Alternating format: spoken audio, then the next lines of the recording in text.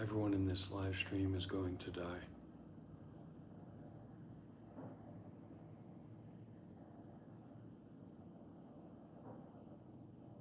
Everyone in this live stream is going to die.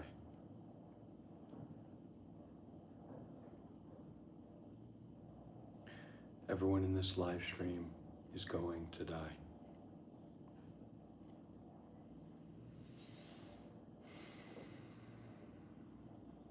I am going to die.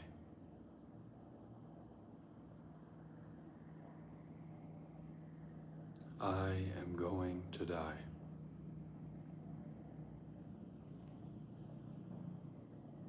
I am going to die.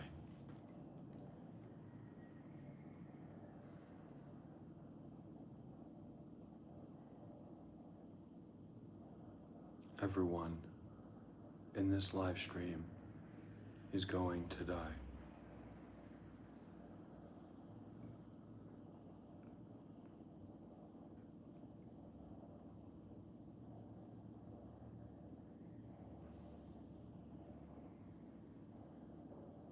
This moment is unlike any moment that has ever existed in human history. And it is also completely empty of any defining characteristics.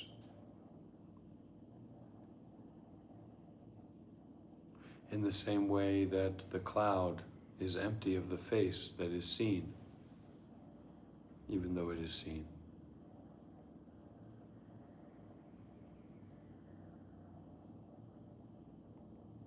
Our capacity to not be completely crazy is in the innate ability to realize the emptiness of appearances, and our willingness to not be doing anything is our access to meditation, our access to the unborn mind.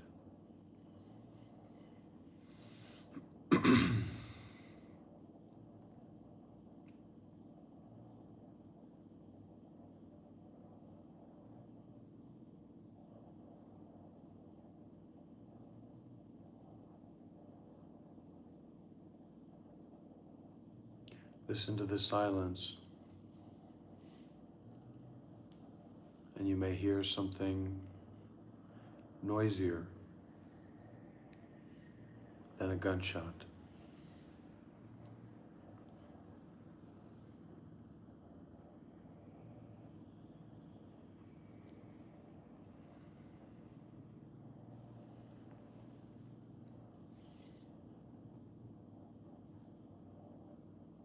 Listen to the silence,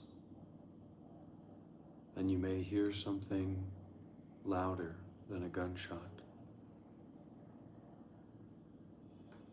So loud, in fact, that it deafens you. In the past, in the future, in the present, hearing nothing, experiencing nothing, totally and completely blown out, blown open.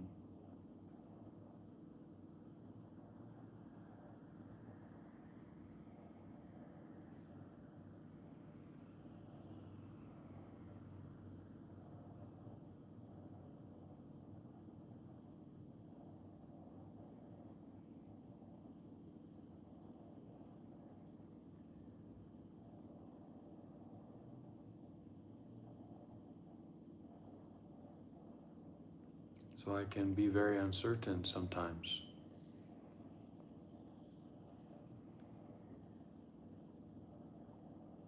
Not being sure what I'm going to do or if my life is going the right way. If I'm going the right direction in the path. If I'm going the right direction in sharing, or what is my real intention here? Is this something that I just do for attention? Something to help make money, something to make myself feel more important, more special.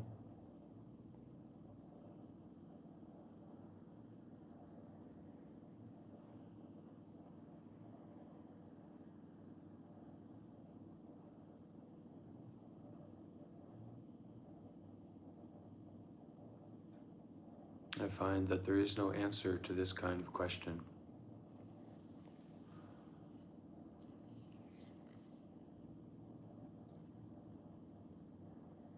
A question based on an illusion.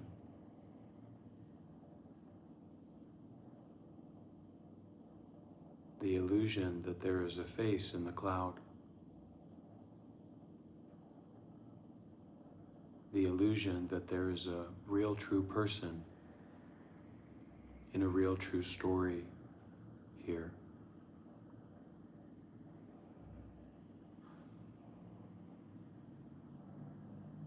Maybe I could say that this live stream is my refresh and restart button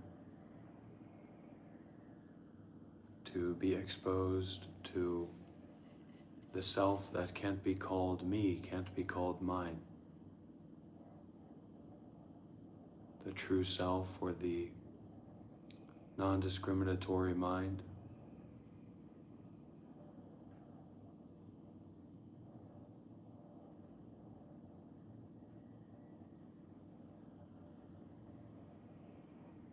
Kind of like a nutcracker. To crack open my story with the awareness of others. Seemingly, apparently. Actually, people cannot understand what they don't understand. And you cannot force people to understand what they don't understand.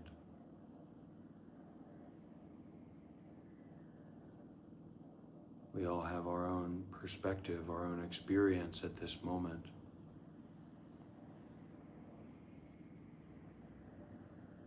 And the capacity for that to deepen or to change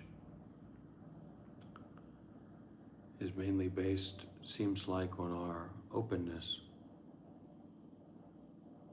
our willingness to give up what we're holding on to, what we seem to be holding on to in that moment, in this moment.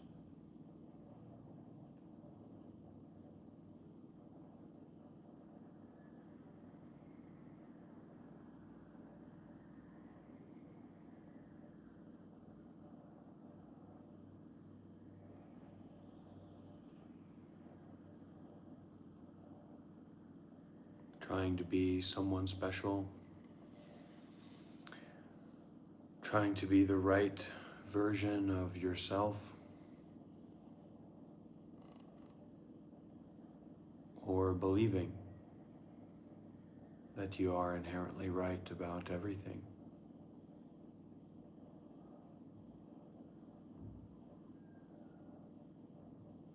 What is not thinking like? What does that mean, to be aware and not thinking? How closely can we look at that direct experience of awareness without thinking?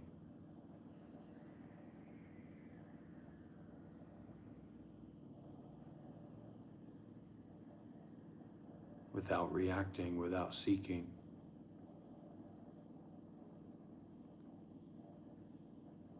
This is not a stick.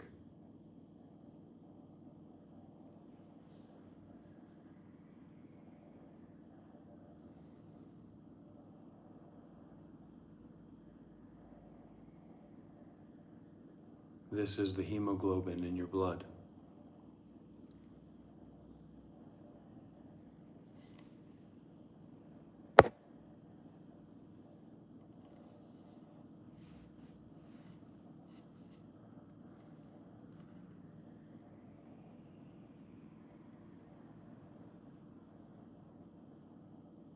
The student is an illusion.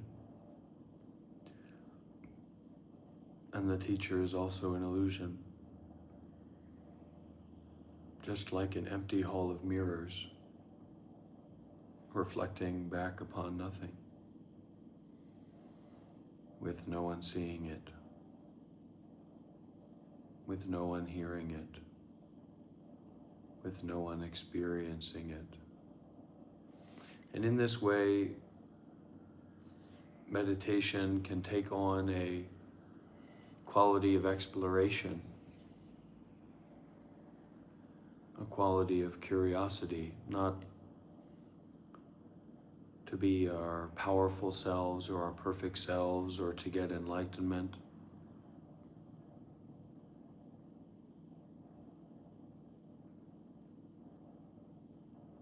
but to see how deeply this isness can go.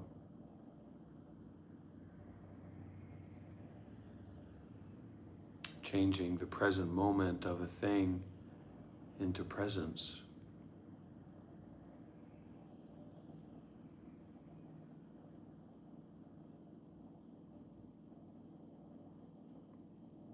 Actually, I can worry a lot about what people might think about me.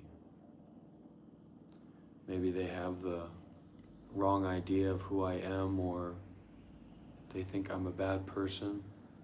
You know, I don't want anyone to think that I'm a bad person. And in my mind, enlightenment blows all of those thoughts about self away. That's probably why I'm so interested in enlightenment. Because the self seems to be a burden, an identity, a story that's not just up to me, but also up to other people around me, also up to the society.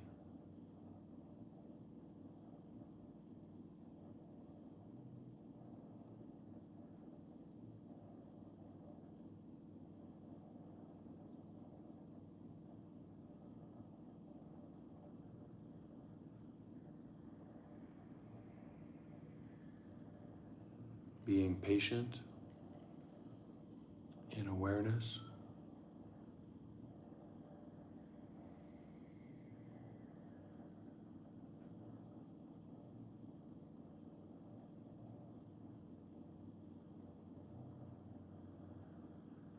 being patient in awareness. I was looking at a silver chain today. I was looking at some bling.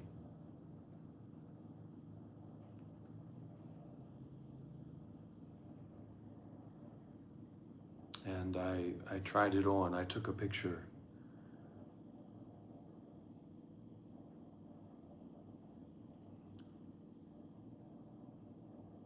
And when I put that on, that's a silver Cuban link chain. When I put that on, I said, wow, the power. Wearing the metal, wearing the precious value. Look at me. Look at my broad shoulders. Look at my chest. Look at the money that I'm wearing on my body in physical form.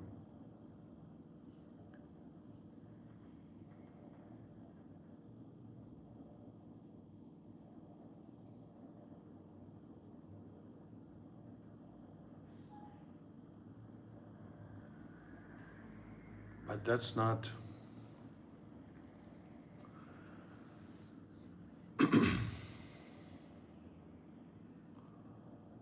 that's not very interesting to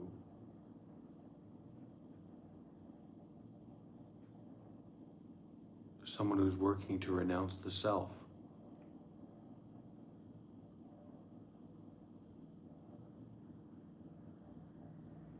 And renouncing the self isn't like a plaque that you can put on your wall. I'm enlightened, they're enlightened, etc. But rather it's a way of being that's in line with truth, that's in line with non-separation, that's in line with no lines, no past, no future, no self, no other.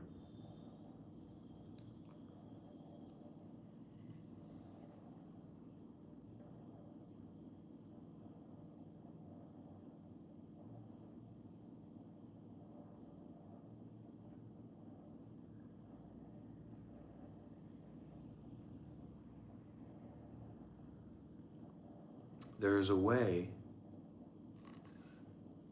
here, there's a way in this that is very unique, because in this way, every breath, every sound, every experience is a lotus petal,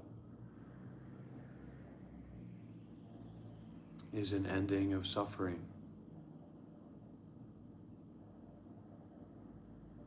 Is a beginning anew.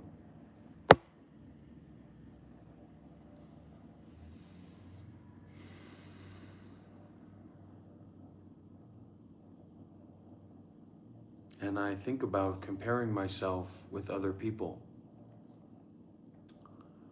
Am I as enlightened as them? Am I as skillful as them? Am I as good as them?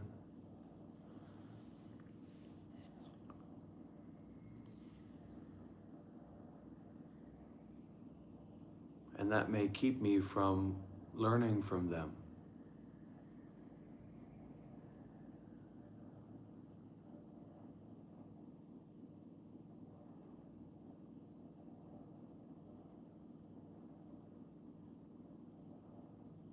But this way can't really be talked about.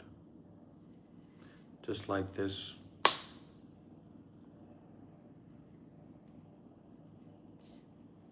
Buddha staff can't be put into words.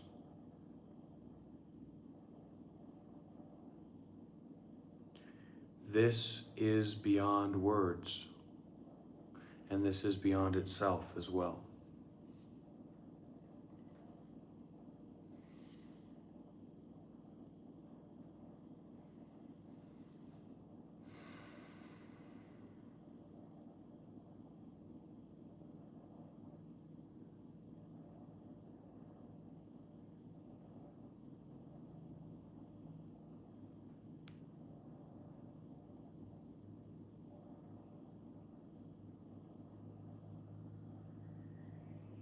But I'm probably thinking about these things about myself and others and how I compare with the world,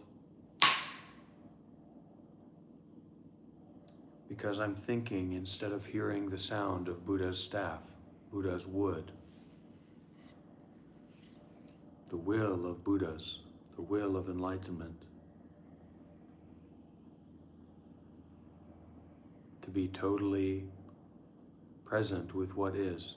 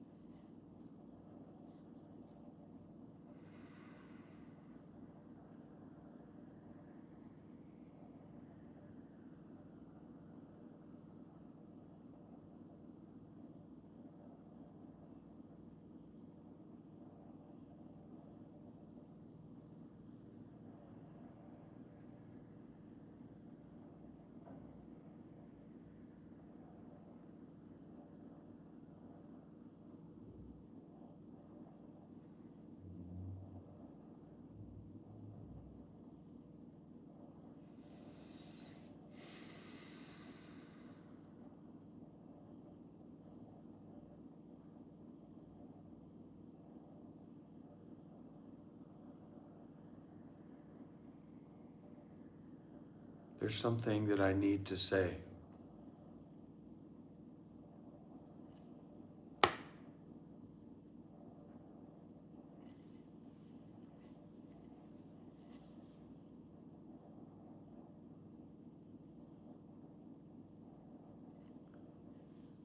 There's something that I need to do.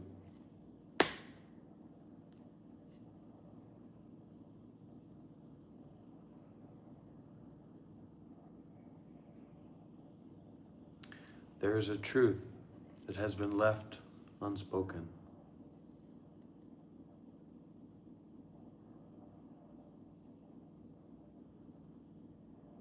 Since before time began.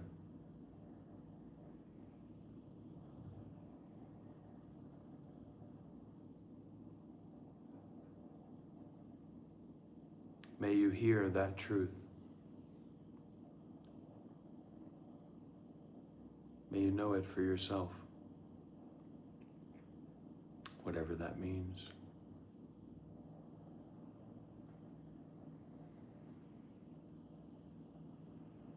Some people wonder, is this some kind of act?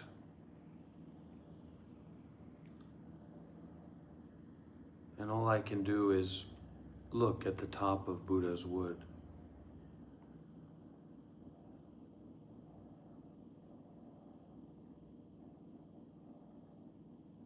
To express my authenticity and my genuineness.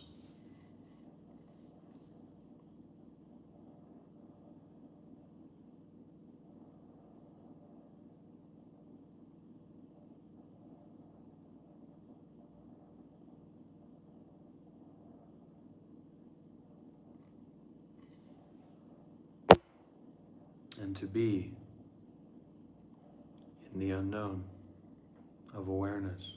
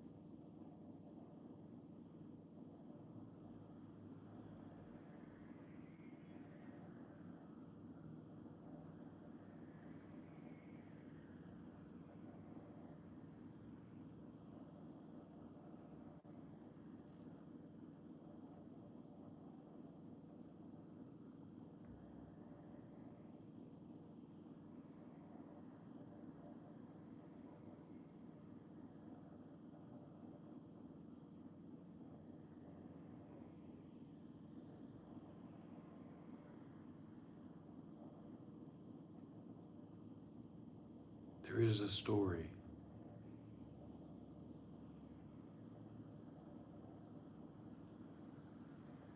That holds together self.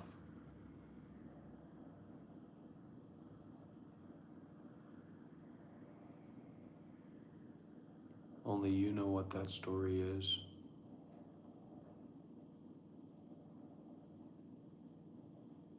And only you can give that story the permission to dissolve, to fall apart into direct experience.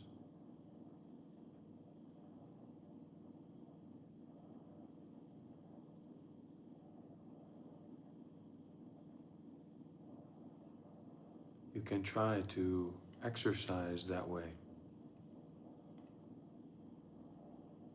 Try to experience that way. Try to listen in that way. To allow dissolution, to allow cessation, to allow passing away to take place. Actually, it's taking place anyway. It's just that many of us seemingly did not realize that.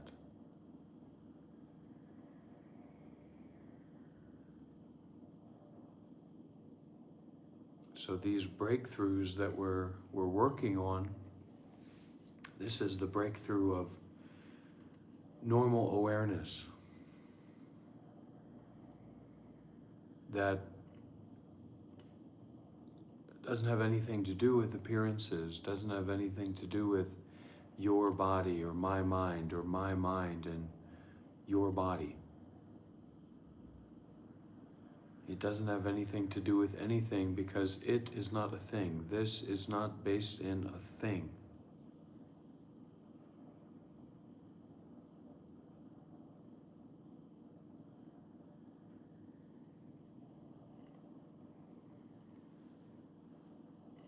Different strokes for different folks, and so on and so on, and Scooby-Dooby-Dooby. It's time to let go of thinking about things.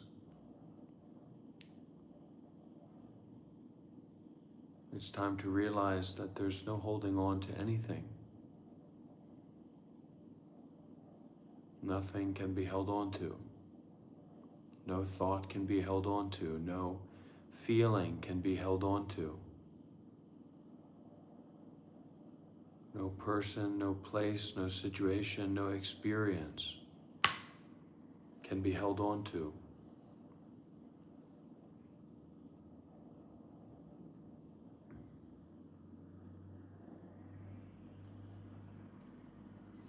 If you want to have a real conversation, you call in and I'll hit you with my stick.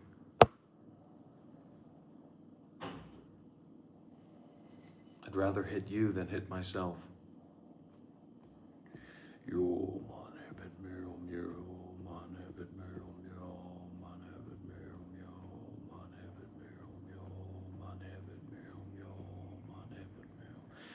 Yo, man, habit, meow, meow, man, habit, meow, meow, man, habit, meow, meow, man, habit, meow, meow, man, habit, meow. Yo, man, habit, meow, meow, man, habit, meow, meow, man, habit, meow, meow, man, habit, meow. Look at the title of this video, Grimlore.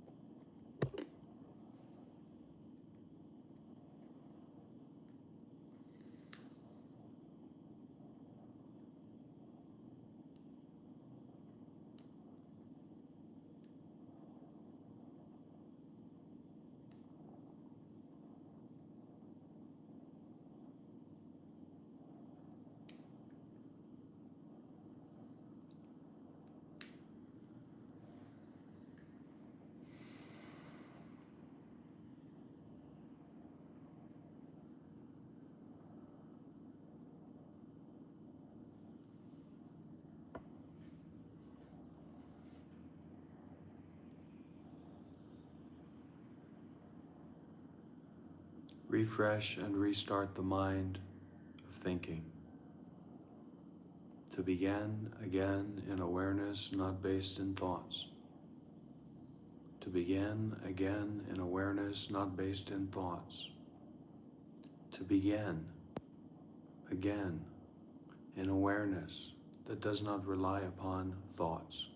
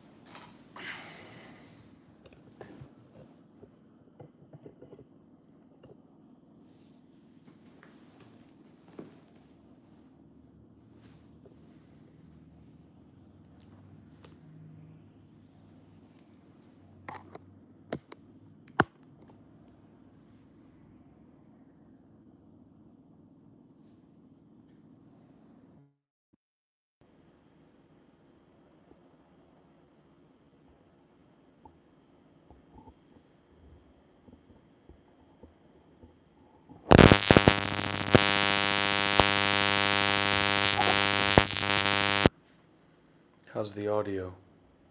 Is it improved?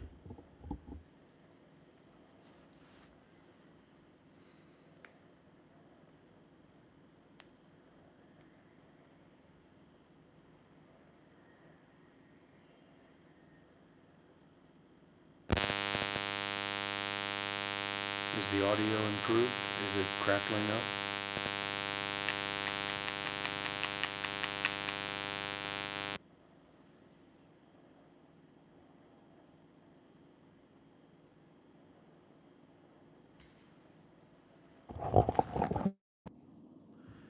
That's what happens when you use your microphone in the rain in the Mongolian graveyard.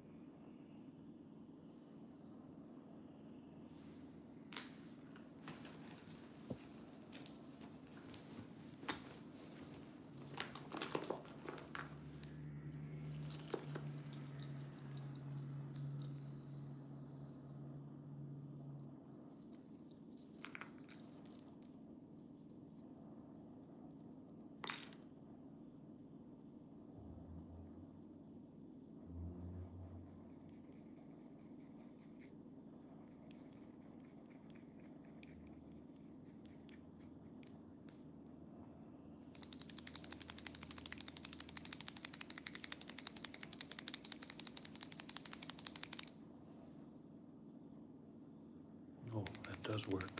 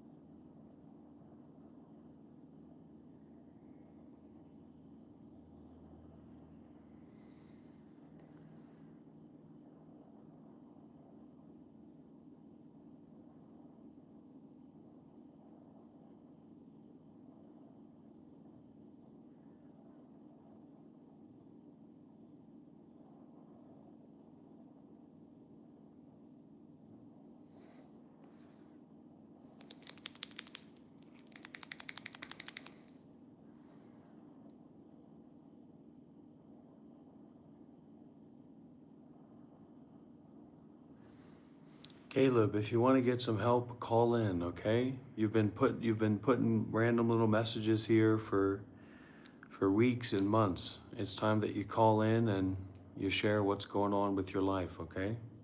I can't help you if I don't know you.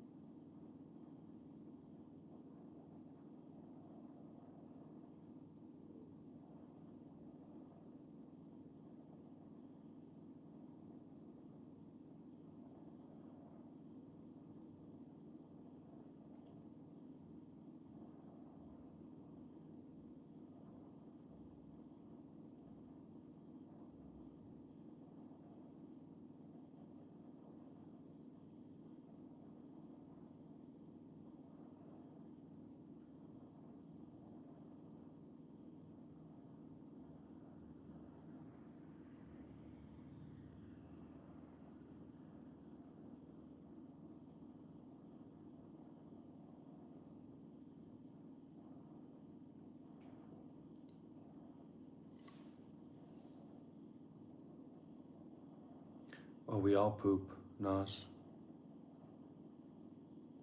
There's even a children's book called Everybody Poops.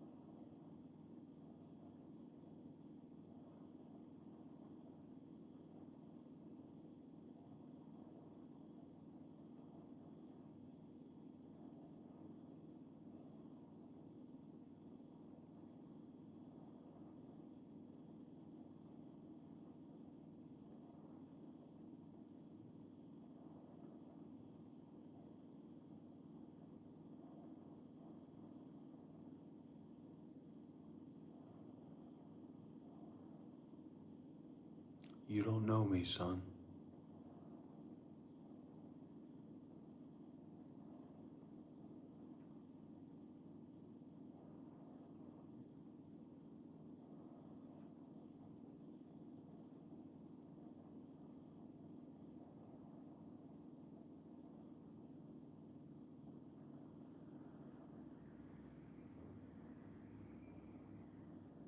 You don't know what I've been through.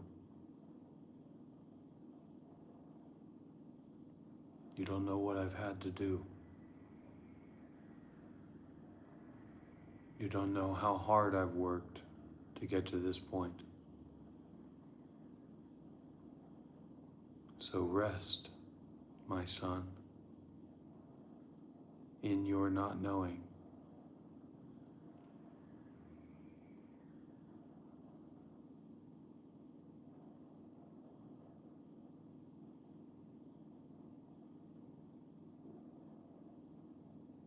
Rest in not knowing.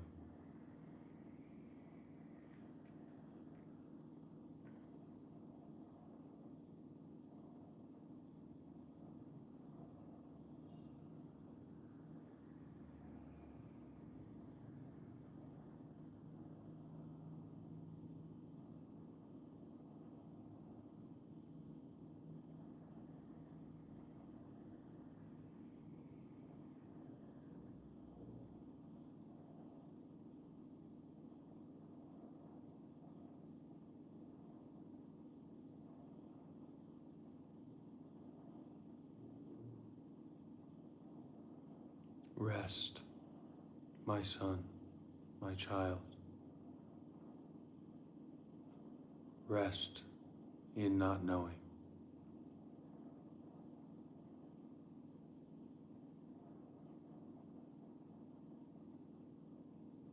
Rest in not understanding.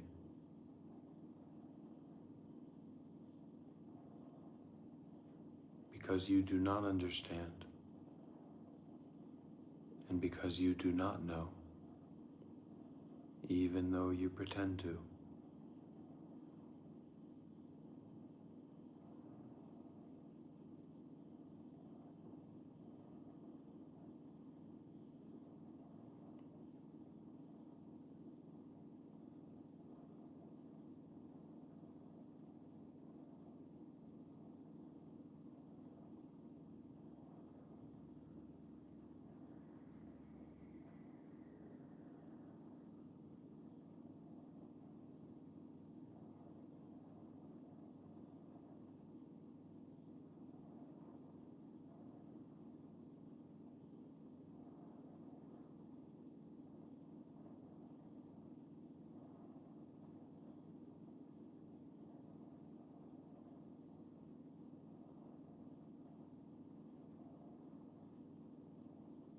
Listen to the silence.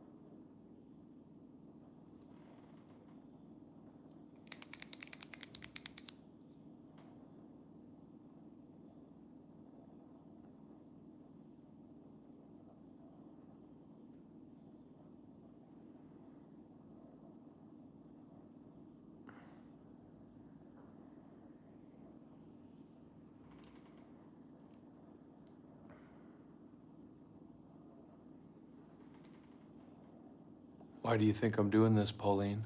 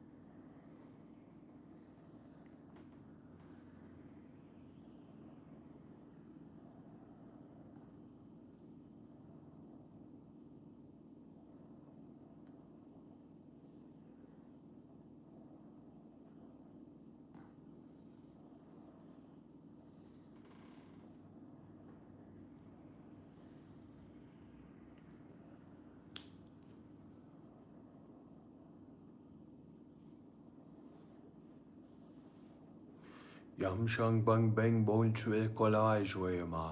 Yam bang zheng huang bang chule suak wach mai na mai wa. Yam bang zheng chumakule shule komeja kazerbai bai jua. Yam bang zhang bang chue shule kule yakale wana wa jua. Yam bang zhang kule smash me kwale space wa ma. Yam bang shue shule shme kwach shule krom shwala ba. Yuba soba shule kwa space ma yu akswa yu le kale zule kam zule jua gabari zule jua zaba. Yambang Joing Jules Burger was being on my mother's being one with being one is only as a music almost a village was Williams Roberts Village Wams Villa.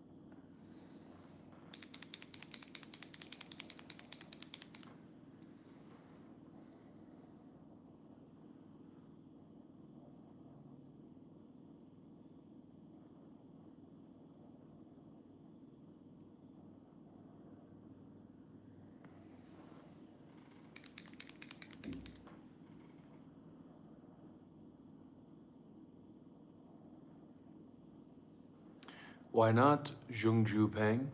And who are you anyway? What are you doing here?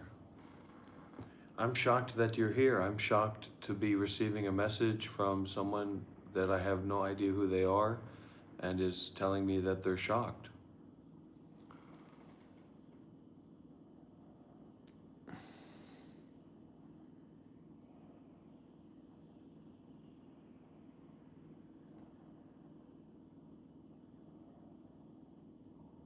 If this is shocking to you, wait till you hear about Gaza.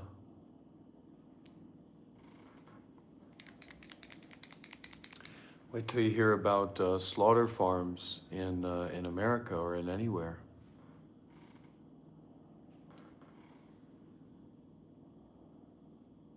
Wait till you hear about what they do with the baby chickens,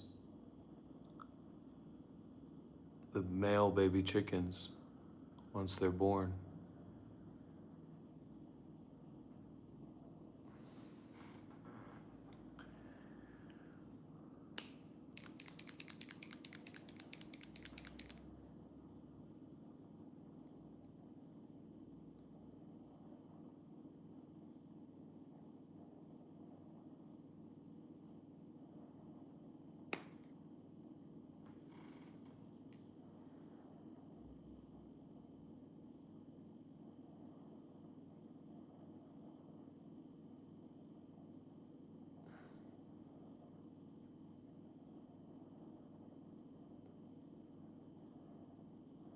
Be careful now.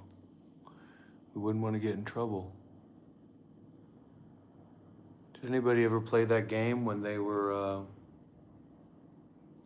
a kid? Trouble?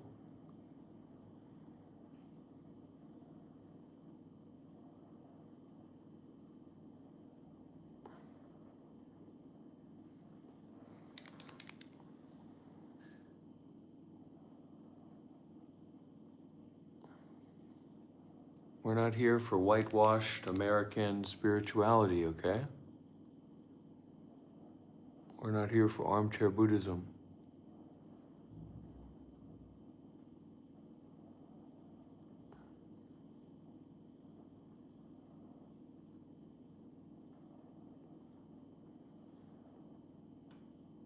Not here for cultural Buddhism either. Hi, Duncan.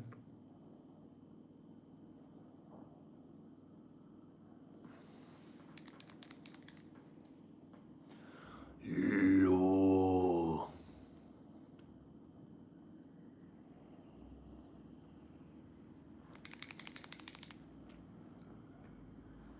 Is blackface illegal?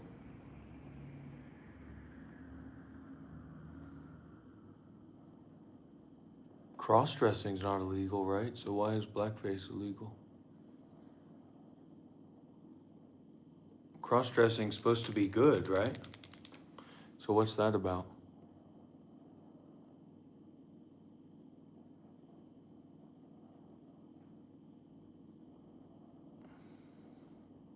I certainly love black people, I'll tell you that.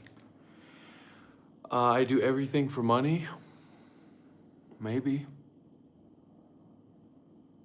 That's not how I think about it, but we all gotta eat.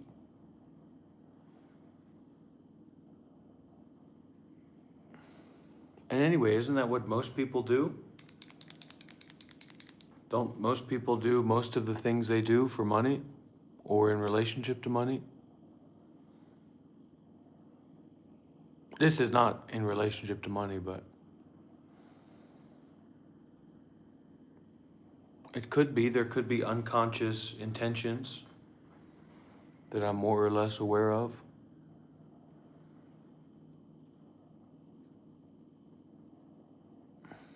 But you have to remember, I was a Buddhist monk for 7 years, and that didn't have anything to do with money.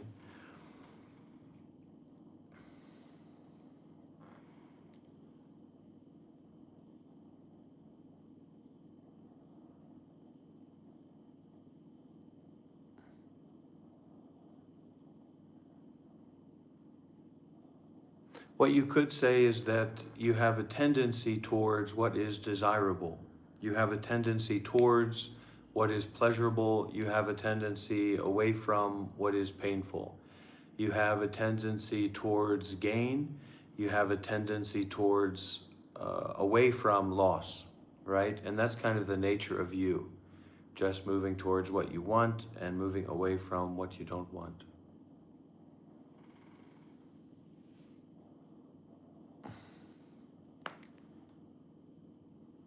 I don't hate anybody.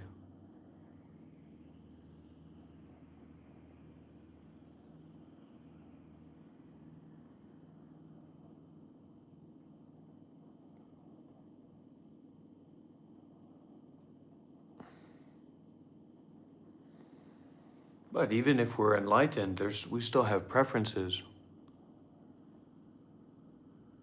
There'll still be maybe foods you like and foods you don't like, and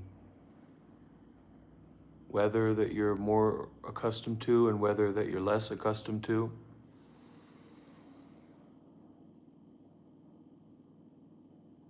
Oh, well, you're very welcome, Chung. Glad to have you here. We're always glad to have the Chinese here, and Chinese adjacent, Asian adjacent people. I'm more of an Asian man myself. I have a tendency towards the East rather than the West. So, and this is probably something that also Asian people can appreciate and enjoy as well, but most of our audience here is Western.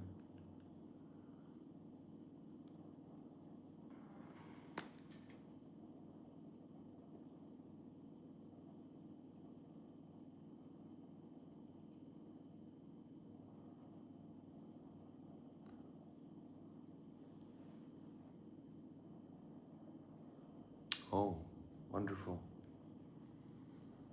Yeah, I like it. And I like this. This is fine. You know, I mean, there's an element of this just being fine. I'm in my own home. I'm not forcing anybody to do anything. I'm not taking advantage. I'm not scheming about anything. I was a Buddhist monk for 7 years. I was a Buddhist monk for 7 years. And now I'm sitting here on this live streaming, practicing not thinking at 11:30 at night. What does this mean? What is this about? Well, what is the moon about? What does the moon mean?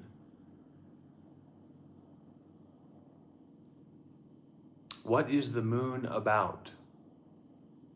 So there's a ridiculousness to the question of what is that about? Nothing is about anything. The moon isn't about anything. Please leave a like, put some W's in the chat. Please support the energy flow here in this live stream. And you're also welcome to call in through WhatsApp and get a private public consultation.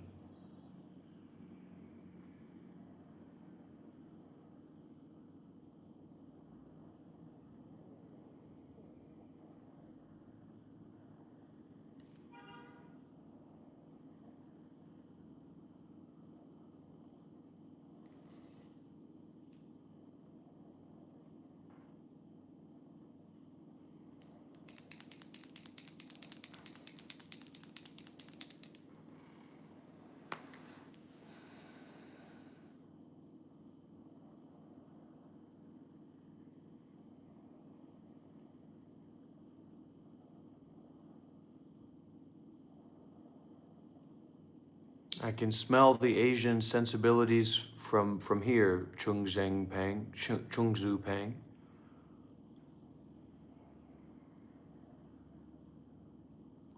You know, that's one of the interesting things about the modern world and modern life is how little cross-cultural work has really been done. You know, the peoples are still so different from each other.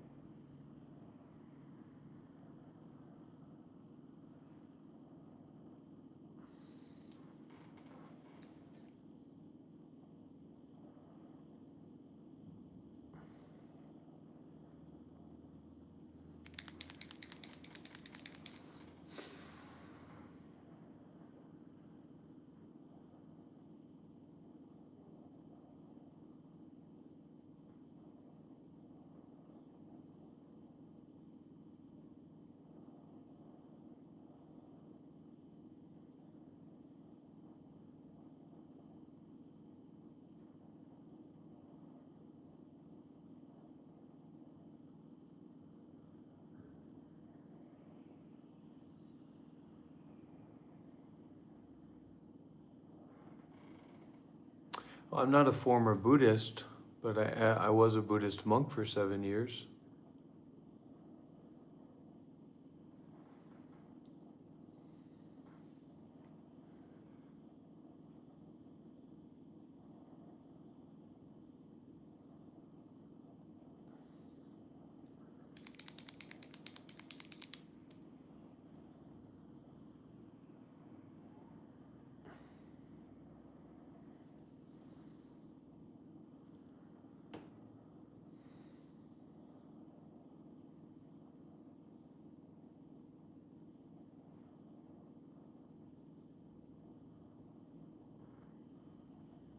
Oh,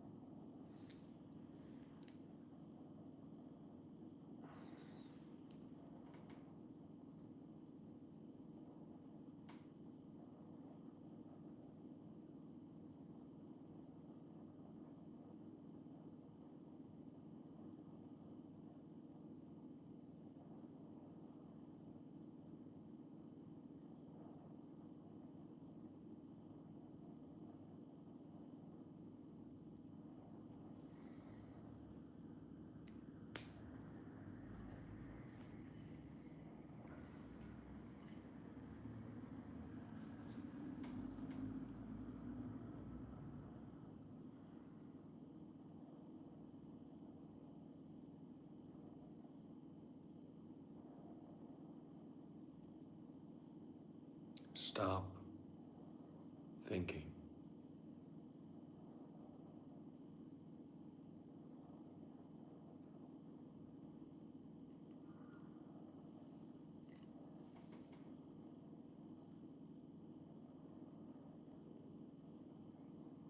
It's okay to be gay, it's okay to be straight, whatever, doesn't matter. Mind your own business.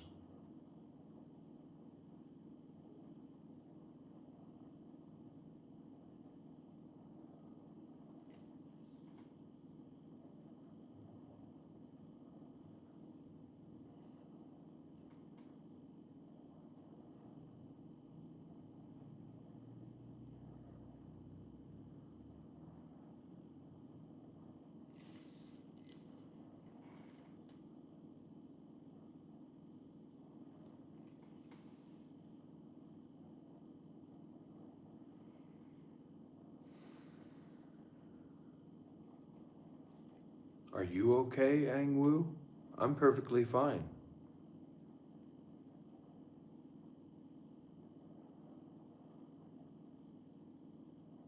And what are you prepared to do if I'm not okay?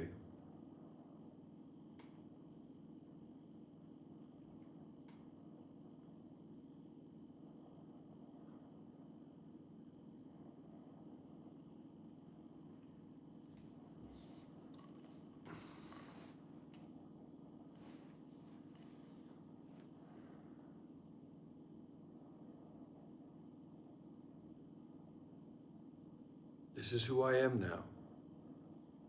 This is my life now.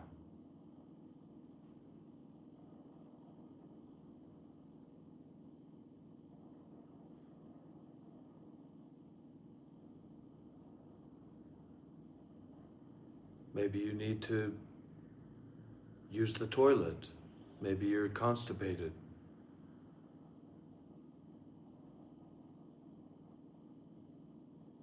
Oh, thank you, Azran. Maybe the earth is going to have a series of earthquakes and volcanoes erupting very soon. Who knows? Maybe, maybe.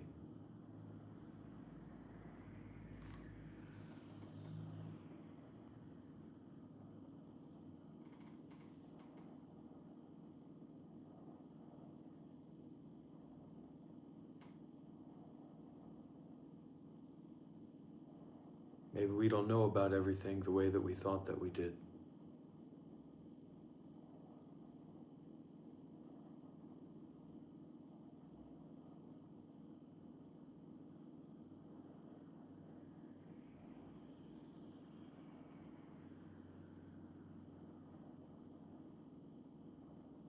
Maybe it doesn't matter what the other person's face looks like. Maybe it doesn't matter what we see. Maybe it doesn't matter what we hear. Maybe it doesn't matter what we think.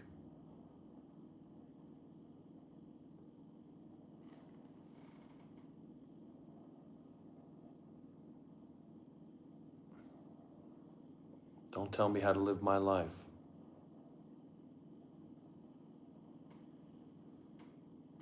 Think about thinking and it collapses in on itself. And to allow that collapsing, what a joy, what a gift, what a blessing. To allow the collapsing of thought.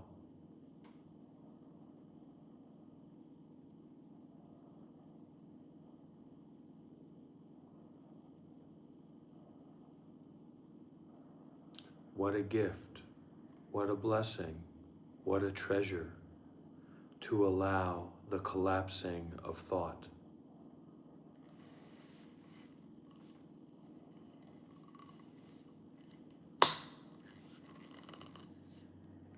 What a gift, what a treasure, what a blessing to allow the collapsing of thought. To give permission for thought to collapse completely, totally, 100%.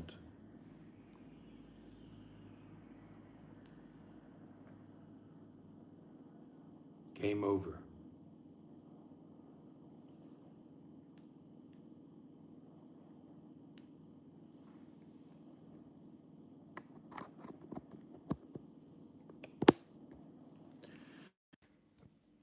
How's the audio? Does that sound better?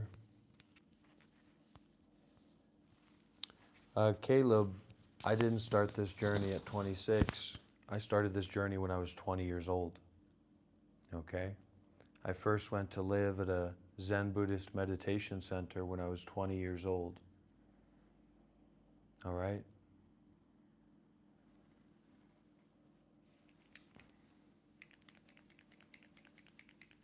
And I just told you, if you're ready to take the next step, you give me a call. We can talk about your situation.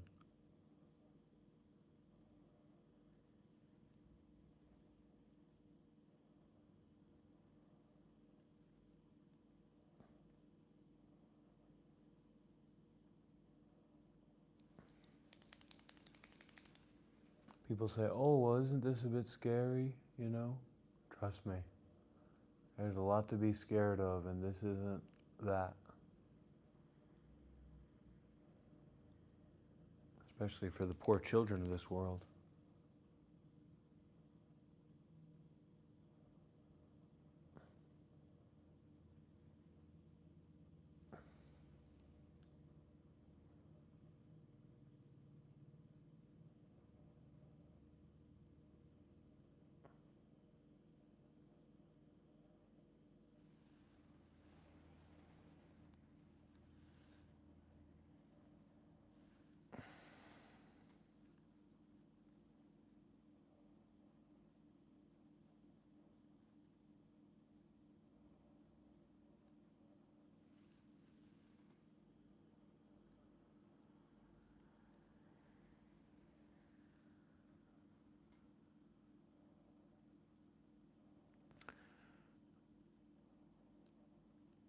modern people have become, in many cases, way too convinced of the importance of their thinking, that you're going to think through your problem.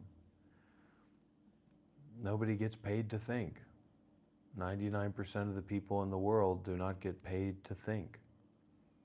So why would you, a generally untrained, unskilled person, not even as trained as a general mechanic, why would thinking be your modus operandi? You can't even make money by thinking. So, your thoughts are basically just bullshit, just nonsense. It's that letting go of the person who thinks that they're thinking that gives you a platform in which to do what you want to do and not harm others in the process. That's just more philosophical thoughts, that the truth will be anguish, and that's not what this is about. This isn't about the truth will be anguish. That's retarded. All right? You can say the way out is in, but that's something that you need to practice. You should listen. If you want to do something, listen to the Dharma talks, listen to the meditation instructions, etc. Don't just be hanging out and working things out on your own. You're just wasting your time thinking about your own thoughts. So this is not concerned with you thinking about your own thoughts. All right? Don't think about your own thoughts. You can see that I'm a professional. You can see that this isn't my first time sitting on the cushion practicing meditation. Okay? Especially not that, Matt.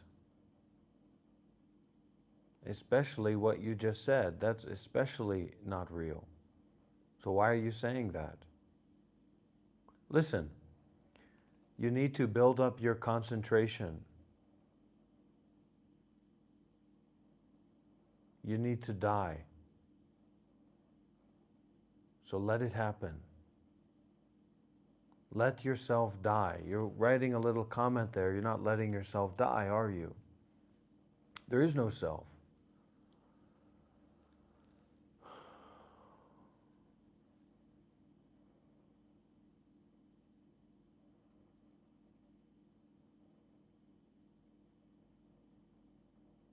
Who are you? Who are you to ask me how to meditate, soul? And what kind of problems do you have in your mind to be asking somebody that looks like me how to meditate? You're probably too far gone to learn how to meditate if you're asking somebody like this how to meditate.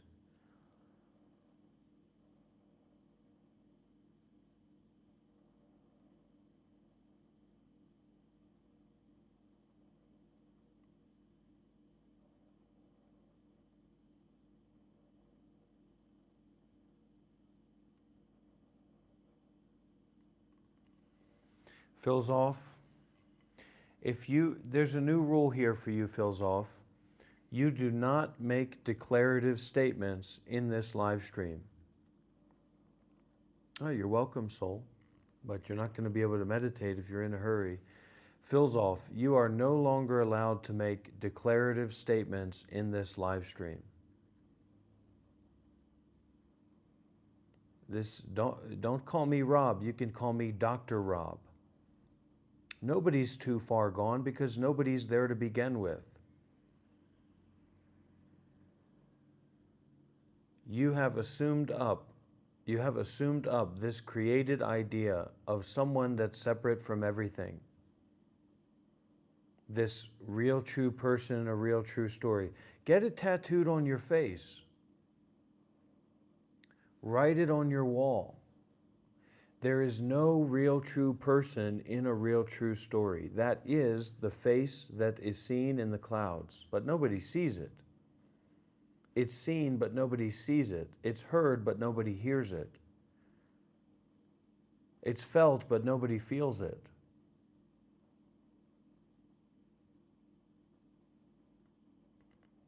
Do you really, Duncan, have the word mystery tattooed on your forehead?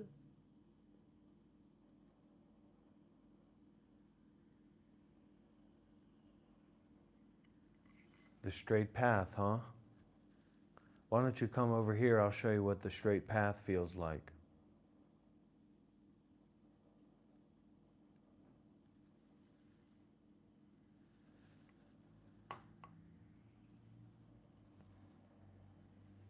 Soul, I'm not sure that I can trust you. I'm not familiar with you, Soul. I appreciate that you've watched some of this content and that you've participated in some of these teachings, but I'm not sure that I can trust you.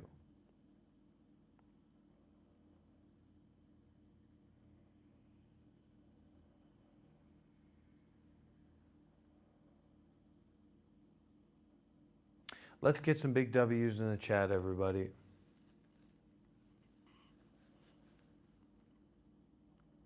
If you can't trust somebody that looks like me, who are you going to trust? If you can't trust somebody that looks like me and acts like me, then who are you going to trust?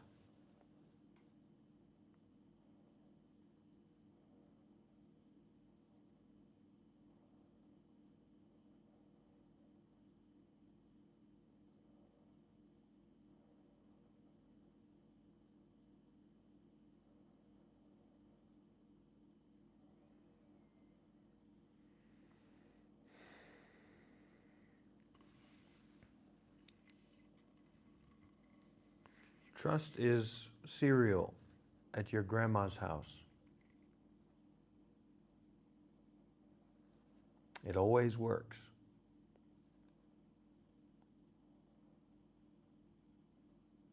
But those times have passed, haven't they? So trust becomes the receiving end of Buddha's stick.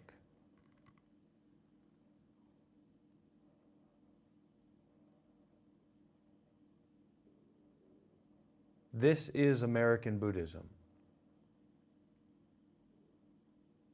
I want to get that straight.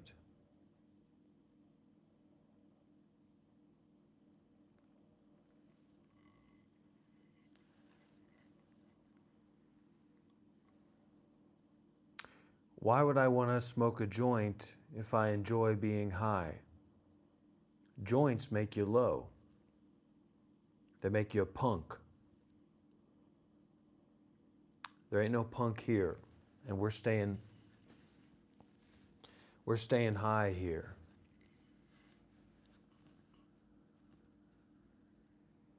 It's good to feel regret. It's a good sign if you can feel shame and you can feel regret and your faults and your errors can be exposed to others.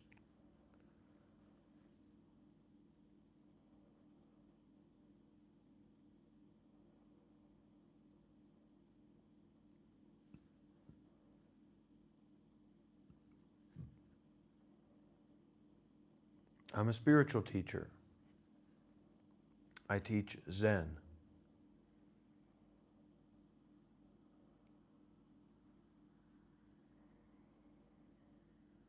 I teach Kundalini enlightenment.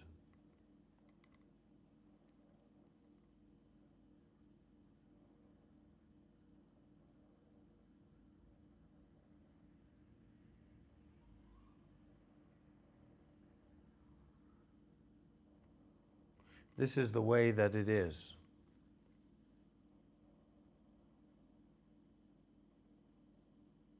Isn't it?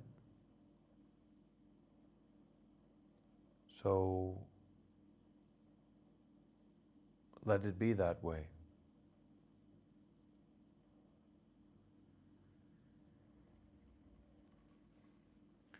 This is a staff of discipline, morality, cultivation, and wisdom.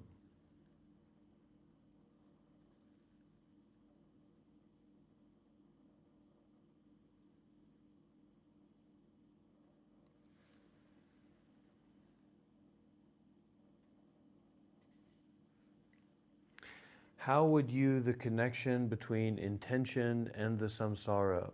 Peaceful Captures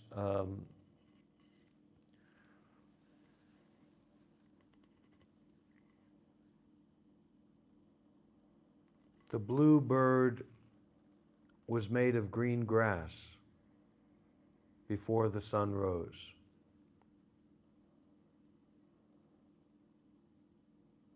And the bumblebee tastes sweet.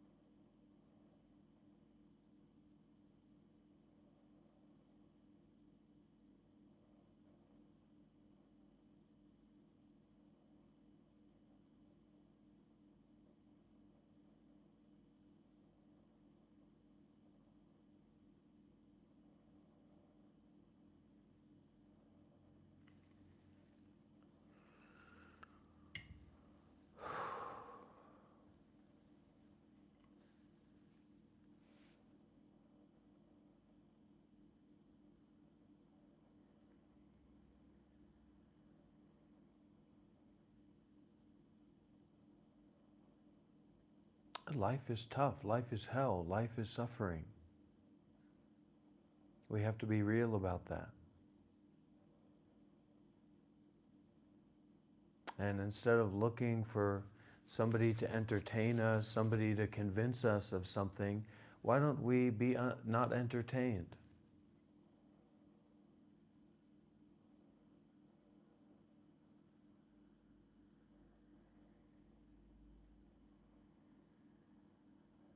Why don't we be aware and not entertained? Why don't we be unconvinced of anything? Not convinced about any story, any politics? Well, where is your original tongue from, Peaceful Captures?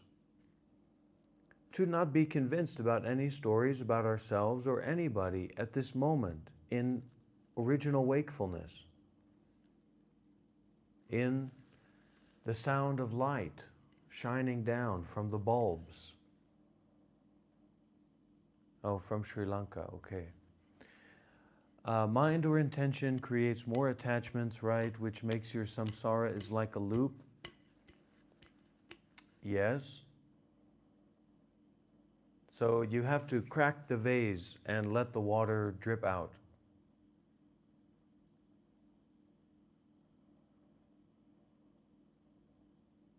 That's all. Just and let the water drip out. Don't try to do anything. Don't try to solve anything. Don't try to go anywhere. Don't try to fix the vase. Just tap the vase and let the water fall out. Just hit the mind. Doop. And let the thoughts, let the identity, let the thoughts flow out. Let the thoughts go out without feeding them. Let the thoughts go out without believing in them. Let the thoughts fall away without being involved with them. What we're really practicing here is to disidentify, so to disassociate our identity from thoughts.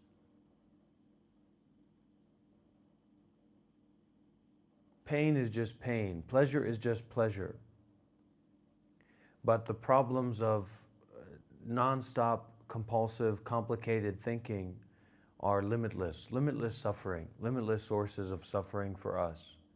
So stop thinking, jamba gaba gaba gaba wooba waba yaba yaba, jamba gaba gaba gaba wooba waba waba waba, jamba gaba gaba gaba wooba waba waba waba. Because I was doing that, I wasn't thinking.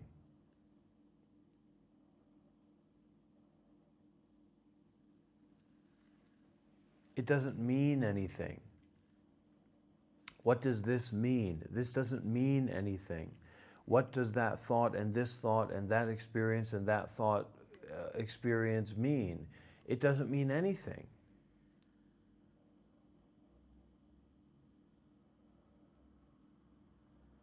Try to find yourself.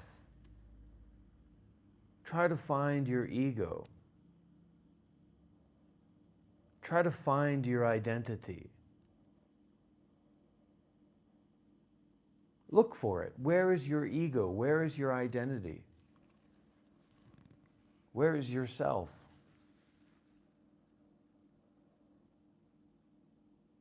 It cannot be found. It's an idea, it's a thought, it's superfluous. Now there's a reason that there's a reason that there's all these people role-playing as political leaders, as social leaders. There's a reason that everybody wants to be an influencer. Because our modern codex of ego, of self, of identity is relying upon these thoughts that are being presented in the world as being legitimate and real and true.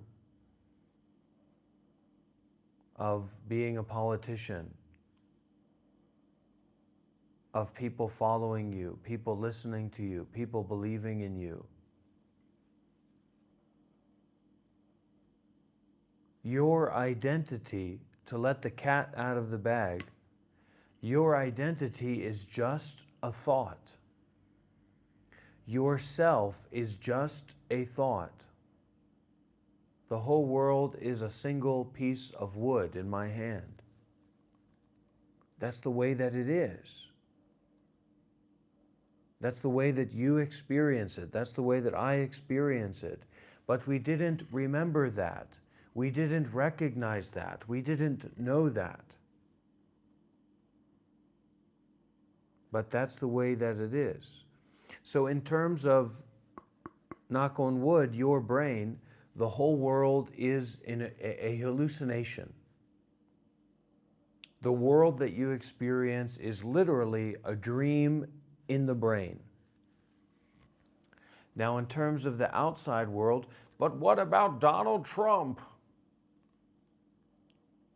But what about my desires? What about the motherfucking universe? Monkey man, monkey lady. So what we're learning to do here is we're learning to give the irrelevance.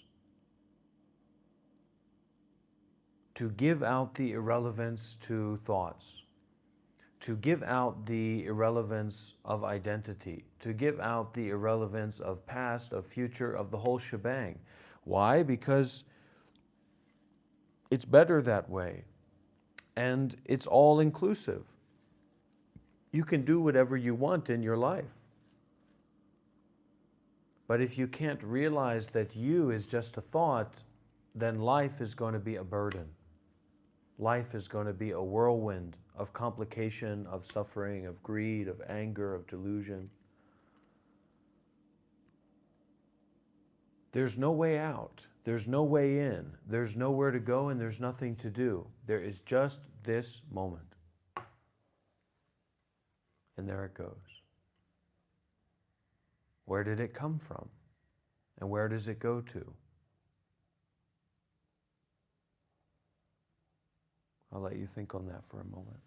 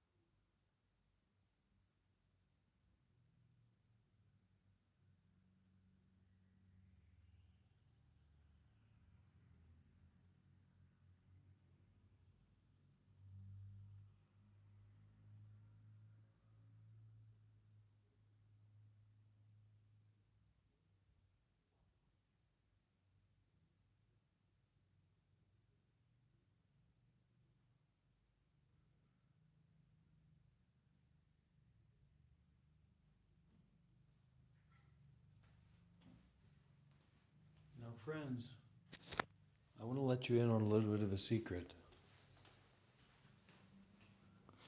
Our minds and our awareness is a lot more subtle, a lot more powerful than we were led to believe. Why is it like that? Because we were forced into an indoctrination program called the American schooling system, where our curiosity, our openness, for many of us, was trained out of us. So to really step back from the phone screen, to step back from the computer, to open out into awareness, we regain this access to insight, this access to looking deeply, this access to not being lost in doom scrolling, in this kind of shallow BS identity that we've built up. We can actually let it go, or we can step back from it. Now, there's not really anyone who's doing that, but we're kind of in a waking dream. And so it seems like that's happening. It seems like we're alive. It seems like we're separate from the environment.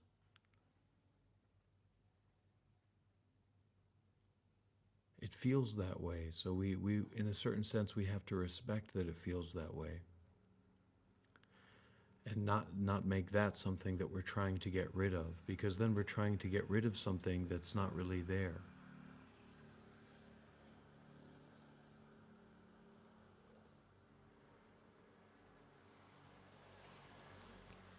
This separation is not really there.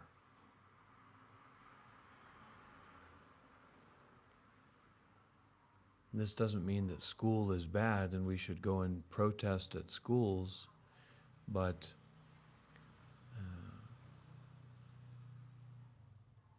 we should learn to accept our sensitivity to awareness. We should learn to be okay with our sensitivity to not thinking, and to be more willing to step into the beyond our ego, beyond our self, beyond our identity.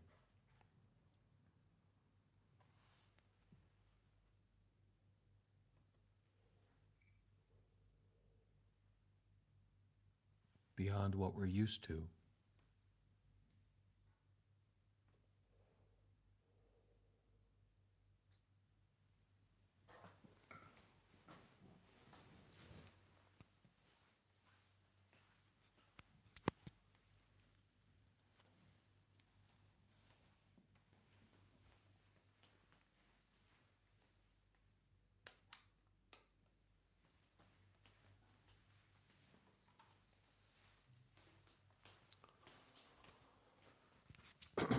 Because being lost and stuck in what we're used to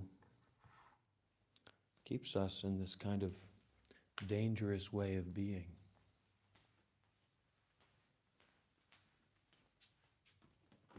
Where we're primed to be addicted unnecessarily. We're primed to be angry unnecessarily. We're primed to believe in thoughts unnecessarily. Filter out the nonsense diligently. See beyond the appearance of the face.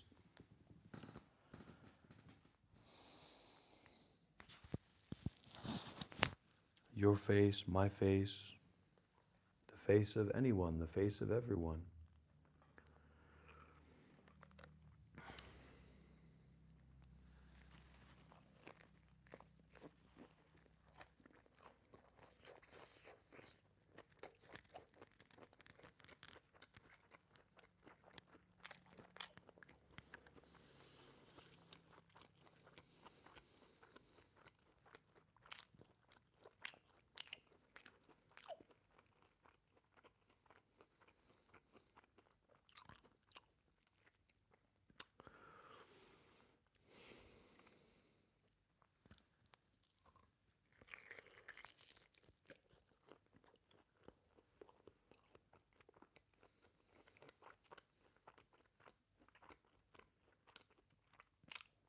That's right, Sanika. So we just give ourselves permission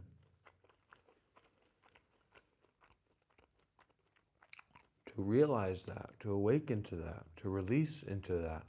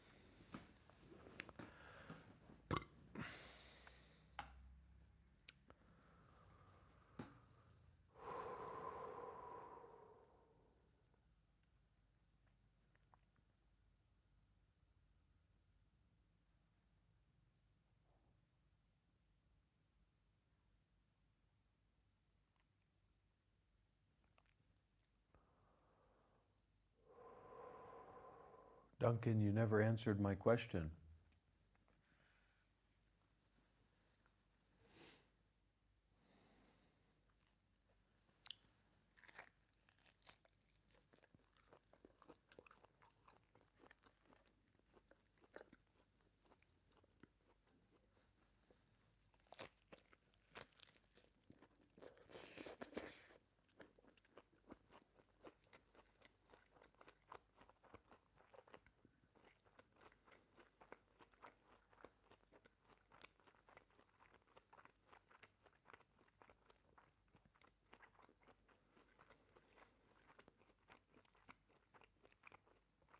Most of the time, peaceful captures, it's a very pointless effort because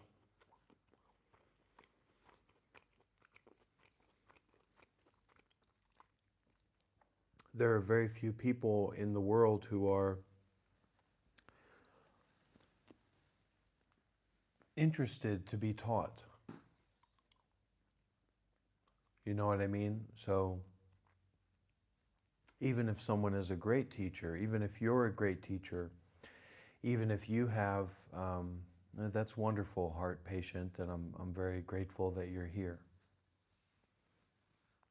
Even if you're a very great teacher, most people don't want to be a student. And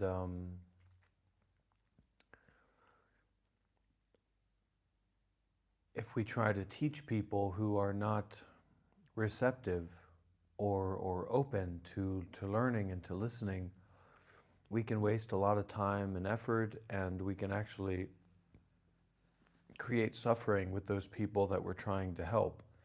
So it's better if that person, if we've identified that we want to share something with them, we share that through our presence, through, in one way or another, a kind of giving to them. You know, because for most of us, when we want to teach, we're giving ourselves. We're not giving these perfect teachings like you alluded to. So when we dare to be exposed, when we dare to have our faults exposed, when we dare to practice with those people and expose our own suffering and our own difficulties, that is a kind of example setting. But don't just focus on the people. You could go and teach a tree, or you could go and teach a dog, or you could teach through your life of volunteering and helping others and serving others. Don't fall into the influencer mindset, because it becomes that we're trying to convince people of something. And that's a dead-end road. Coca-Cola or Mirinda is much more convincing than whatever you or I have to say.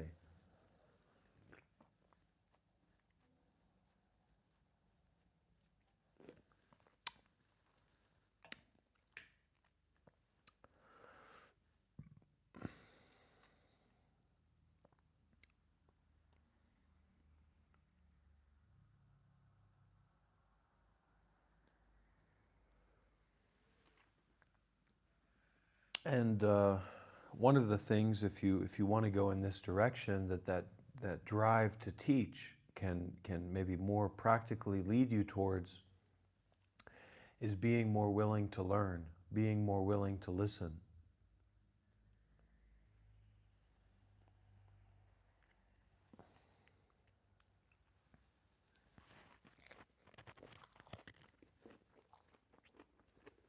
So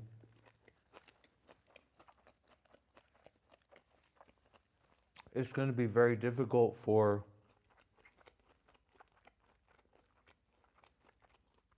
it's going to be very difficult for people to feel comfortable learning from us when we've spent a very limited period of time learning from teachers.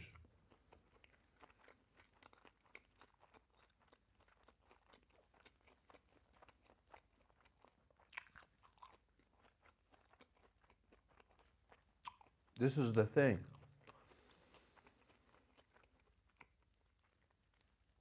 The biggest poison isn't material, it's in terms of the mind. The poison of greed, the poison of anger, the poison of our thoughts that we can't let go of. So whether you get 100 vaccine shots or no vaccine shots, or you're drinking mercury, or you're eating lead chips, or whatever it is that you're doing, whatever it is you believe about the government or the society or what's in your water, it doesn't matter as much as greed, anger, and delusion. That's where the real poison is. But we have to have a very perceptive and a very subtle mind to actually recognize that and experience that.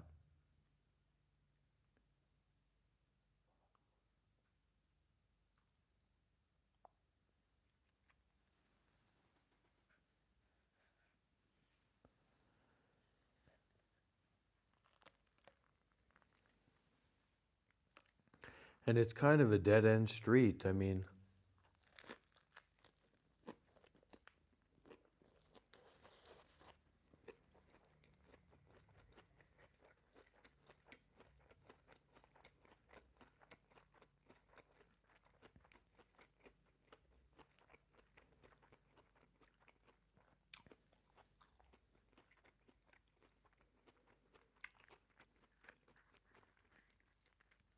this is the one that I've gone with for a long time, Amber, and I'll share it with you.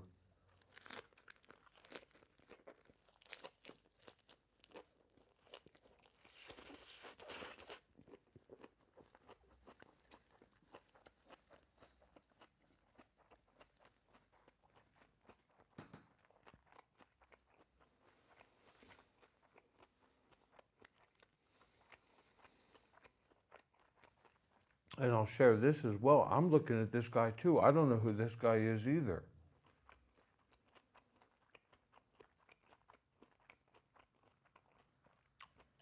Ultimately, right?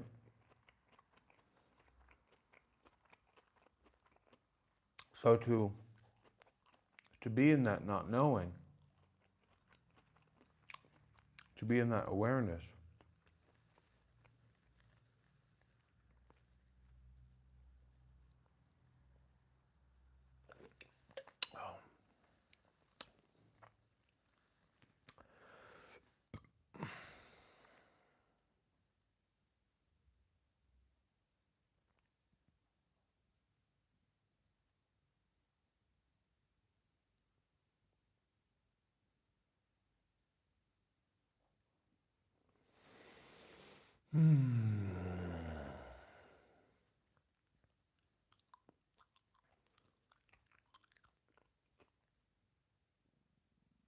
So Amber,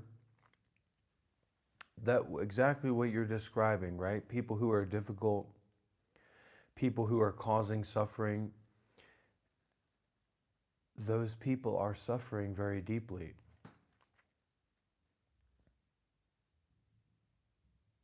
That's the way that it is. You don't cause suffering if you're not suffering. So recognizing that, realizing that, I can think of some people in my own life that caused a lot of suffering to me. growing up. And I fully know and I fully realize that person is suffering very deeply. So what am I going to get into about hating that person or wishing harm on that person?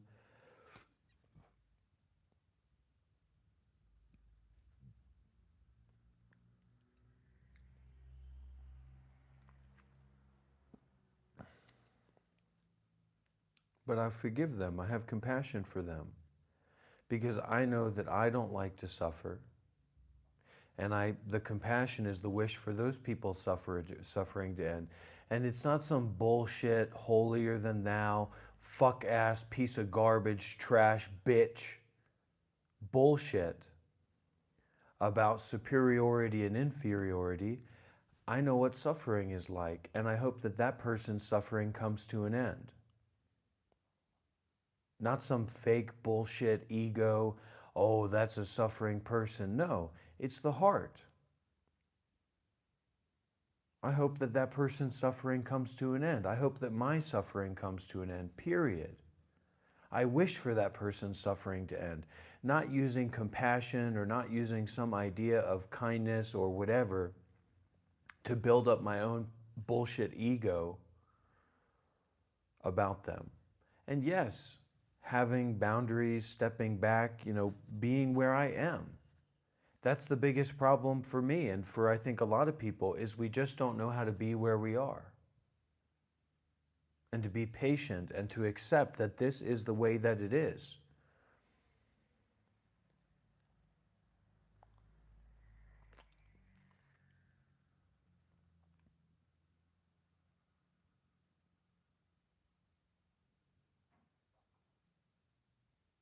Sure, but it's going to take time, Amber. And also, this is one of those things where you can't pretend, you can't fake, you can't bullshit because you know that you suffer. I know that I suffer. So you can pretend, you can try to make it into makeup, farting, colorful, nice bullshit, but you're gonna get sick. You're gonna get old. You're gonna die. Everything that you have that gives you pleasure is gonna be lost. And there are many things that are gonna give you pain that you cannot avoid. That's the way that it is. If somebody has nothing, zero money, having nothing at all,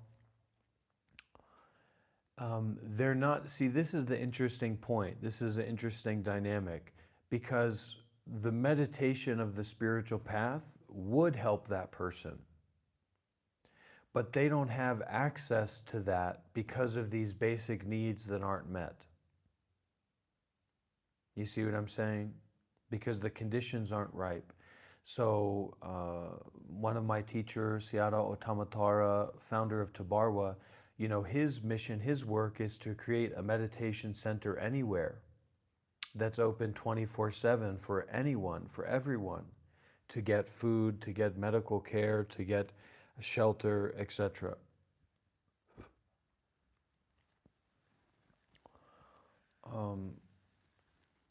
The body doesn't really matter. I mean, I would even say that that's fat phobic also because you could say that like fat people have a beautiful personality, so why do they choose to be fat? And that wouldn't be appropriate. So this appearance isn't dark because my mind isn't dark. My mind's very light right now and relaxed and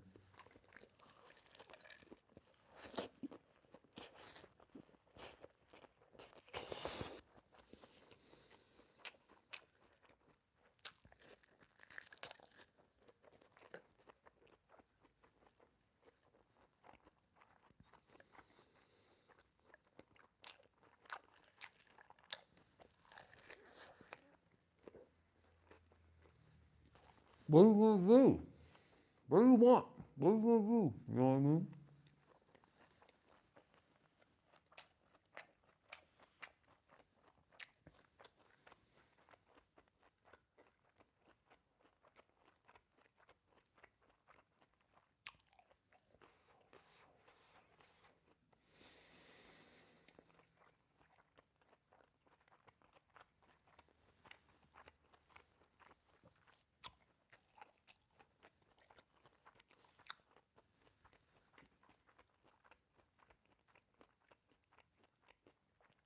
Yeah. You might like the way that your farts smell. It doesn't mean that I do.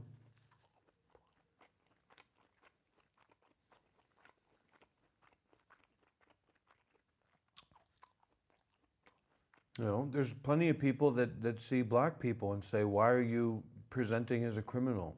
You know what I mean?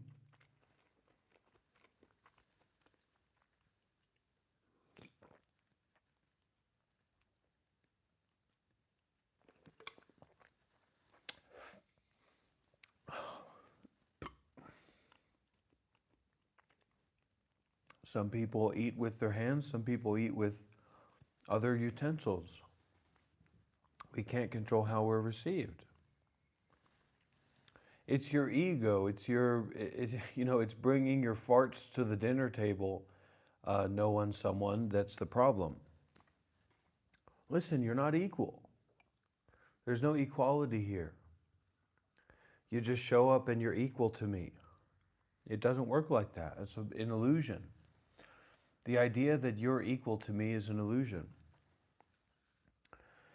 And for for ending one's own life, I mean, it just, once you have access to this kind of dimension, it's not necessary at all. Because if you want to abandon your life, if you want to renounce your life, that doesn't mean that you have to harm your body. You can go over to Thailand and become a monk. There's a lot of things that you can do. I'll help you do them. It's not complicated. So those kind of people actually have some wisdom. There's some wisdom in that, not in the action of doing that, but in this brazen willingness to sacrifice, to give up everything. There's a lot of wisdom in that. It's just that there's a lot of anger and greed and delusion suffused into that. Most Americans don't have access to this kind of technology. They don't know that this exists. It's not something that's a part of our culture.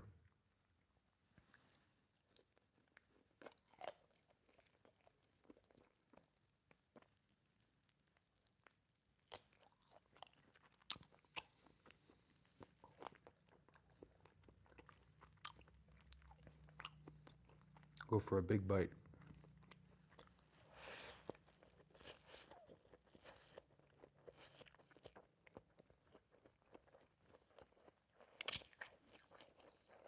No.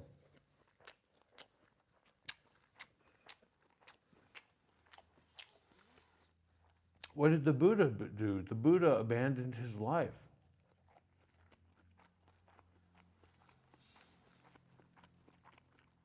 It's just that, like, we have a case. So there's a woman.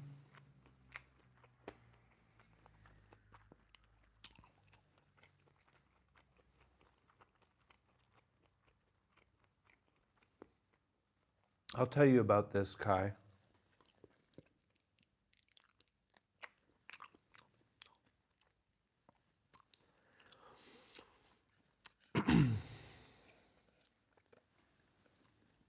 There's a woman who, well, I had a mentor, and I know that a lot of people here don't have enough concentration to follow along with the words that are coming out of my mouth. And that's primarily why we teach meditation, why we help people to meditate, because it gives you access to actually be able to listen to what's being said.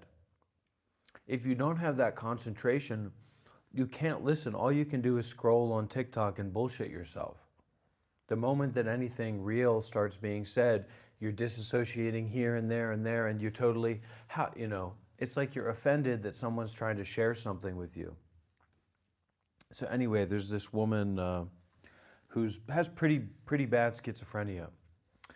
And she was referred to me by a Chan Bhikkhuni, a Zen Bhikkhuni from Taiwan, who was living in America at the time. And I did a meditation retreat with and became a very close friend. And so this woman was calling into one of their centers, and they reached out to this Bhikkhuni because this Bhikkhuni speaks English, and then she sent this person over to me. And she became a student of mine and also a major donor and a major supporter of mine. and set up an altar with my picture there, and all these kinds of things.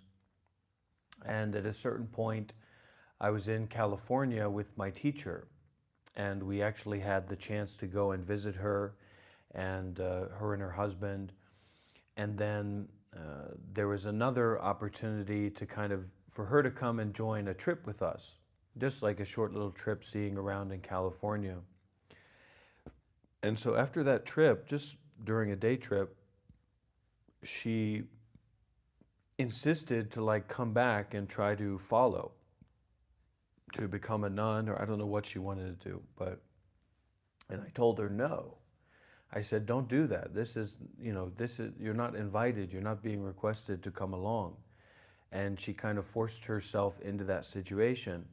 And she was doing quite good in her practice as a layperson, as a supporter, as a practitioner, and following along. And anyways, she jumped into being a nun, and jumped into a lot of situations where I wasn't really able to support her because she wasn't allotting me the authority to support her. And and then even my teacher gave her instructions, because I had to kind of give her off to my teacher, because she had become a nun and was kind of getting involved in a level that I wasn't ready to be fully responsible for.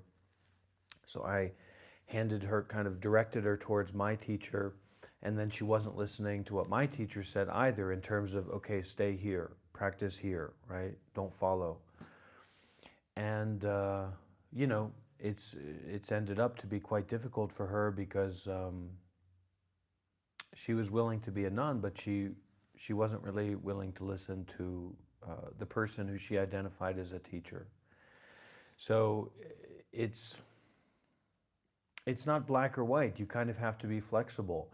You might want to practice more seriously as a layperson before you practice more seriously in trying to be a monk, right? You might want to exercise generosity more seriously as a layperson before you try to exercise the highest generosity of sacrificing your whole life. You know what I mean? To ordain, because it's very idealistic.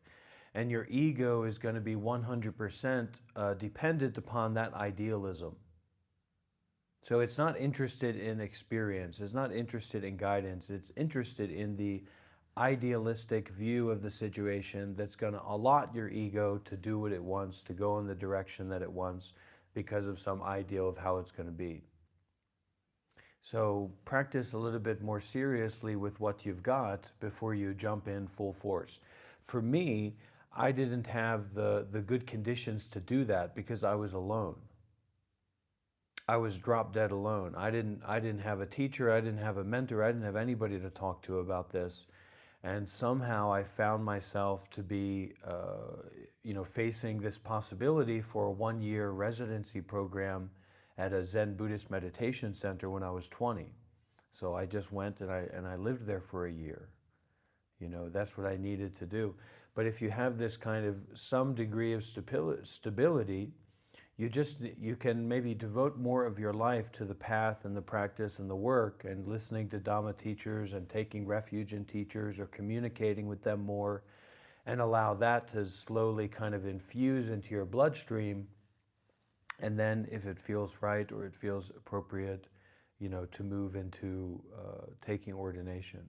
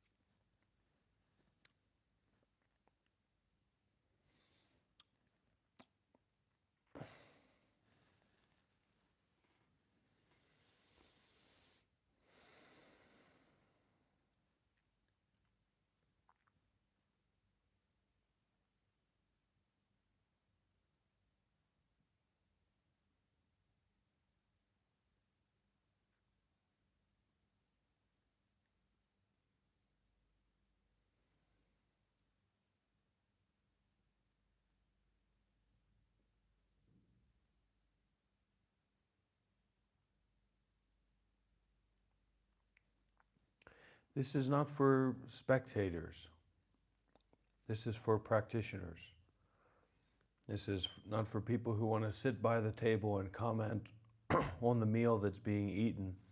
This is for the people who are willing to sit down and share a meal.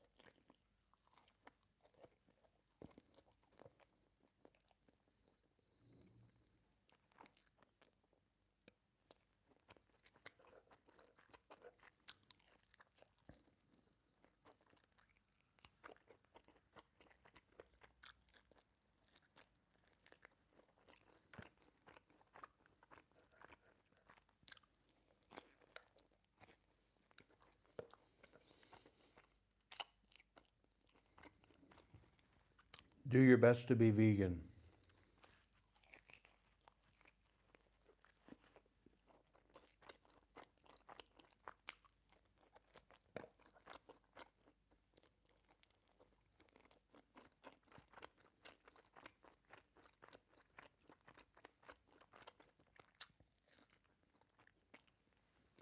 Or at least vegetarian.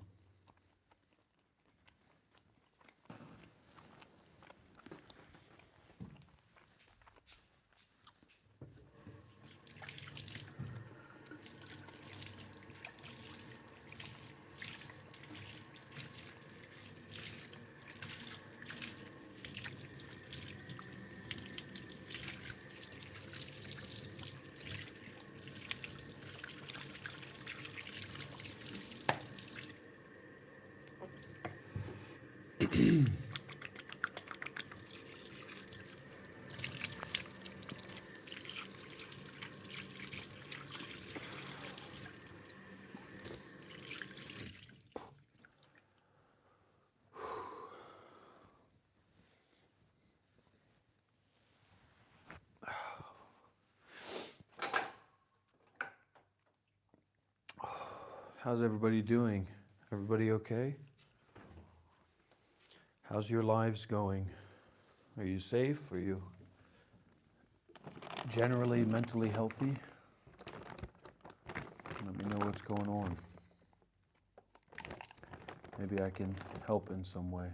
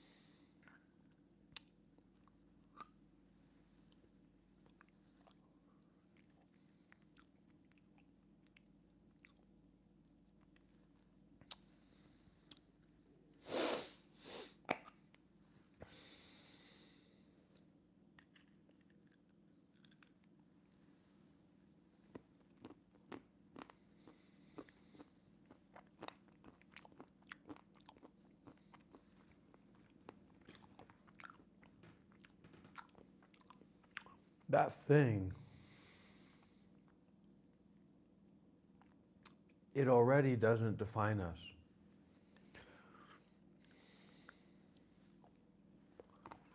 Without effort, without fixing, without solving, without working on it, it already doesn't define us. Now, it doesn't mean that there doesn't appear to be a dealing with that's taking place. But that dealing with is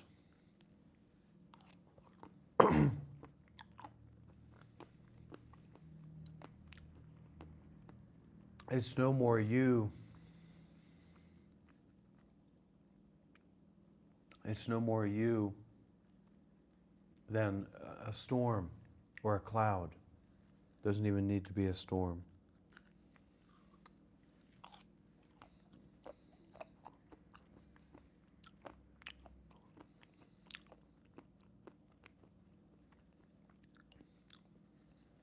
So relax, and it will take time, but once we start to access the insight, the work, the real work has already been done. Now it's just patience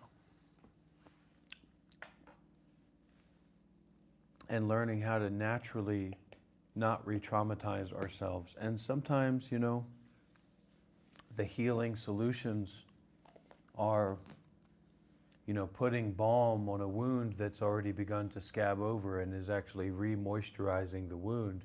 But that's, you know, that's the healing process that's unique to each one of us as an individual. So you just be okay with that. Be patient.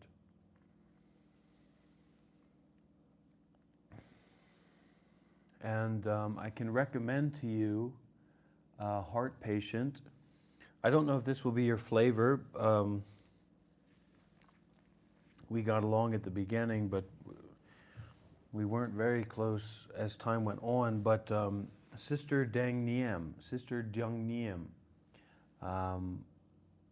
has some talks on YouTube, especially dealing with trauma, and she's written a book on the subject.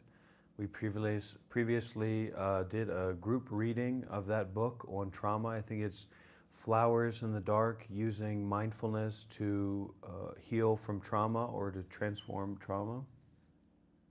And that may be very, very useful for you.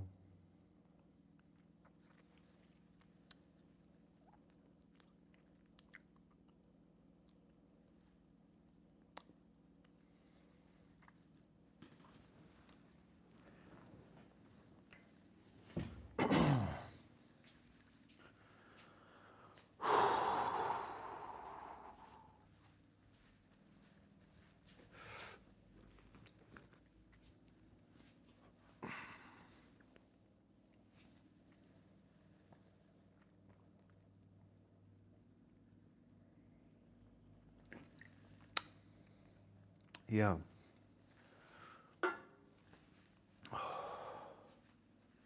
Okay, hold on a minute.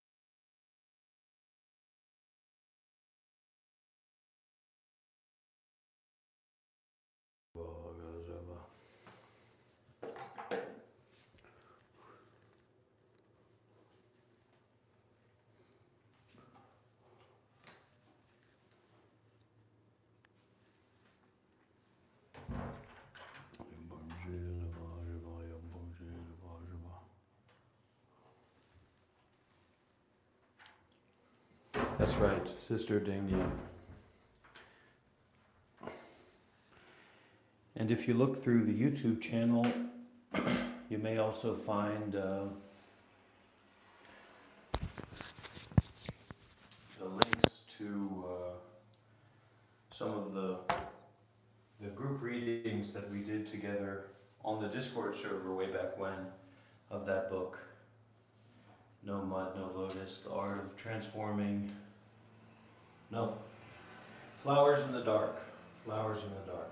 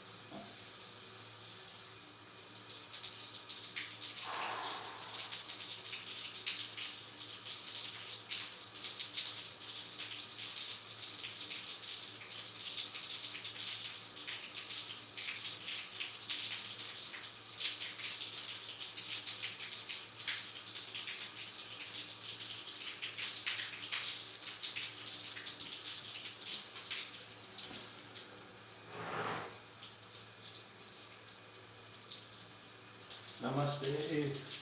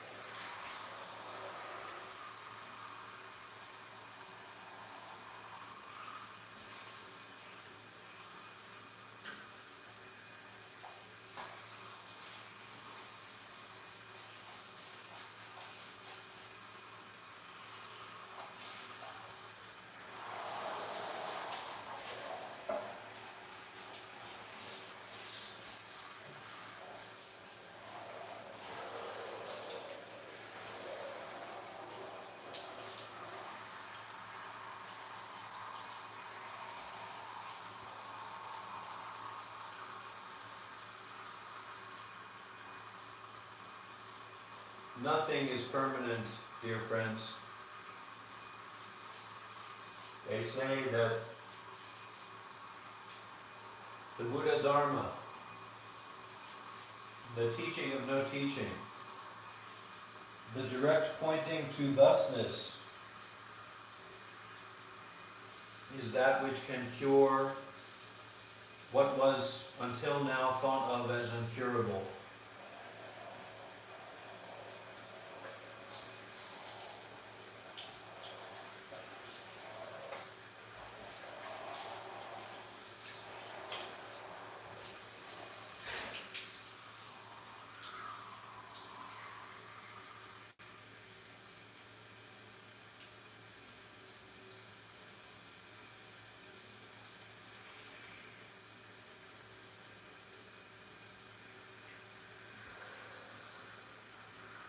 Well, manic and confused is the identity. It's the holding on to the identity.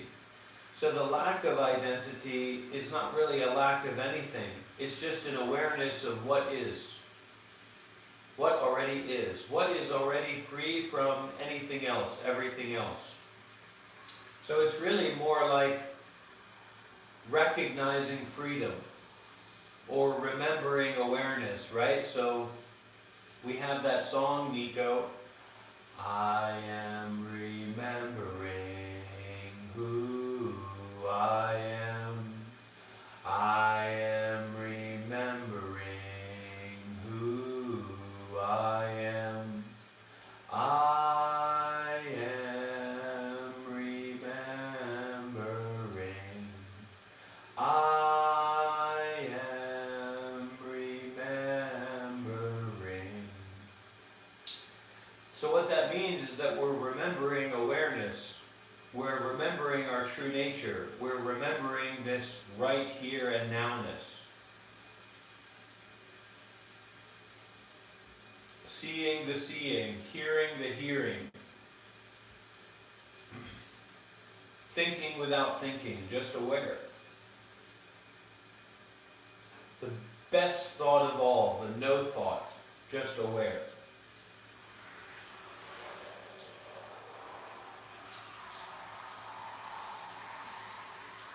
So if you're manic and confused, that means you're grasping onto, you're holding onto a lot of thoughts.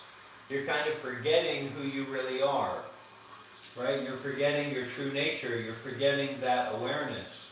So don't forget, just remember. Come back to remembering. When you notice yourself getting manic or getting confused, you can sing that song. But there's a special meaning to that song, right? It's the meaning of remembering awareness. Remembering awareness.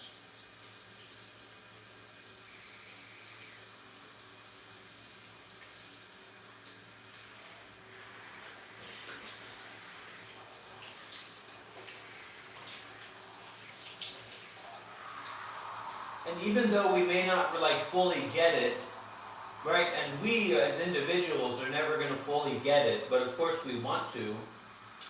So even though we don't fully get it, we're more attuned to our intuition. We're more attuned to our awareness. We're more attuned to our gut and our heart, because our remembering, right? Remember the song, I am remembering who I am.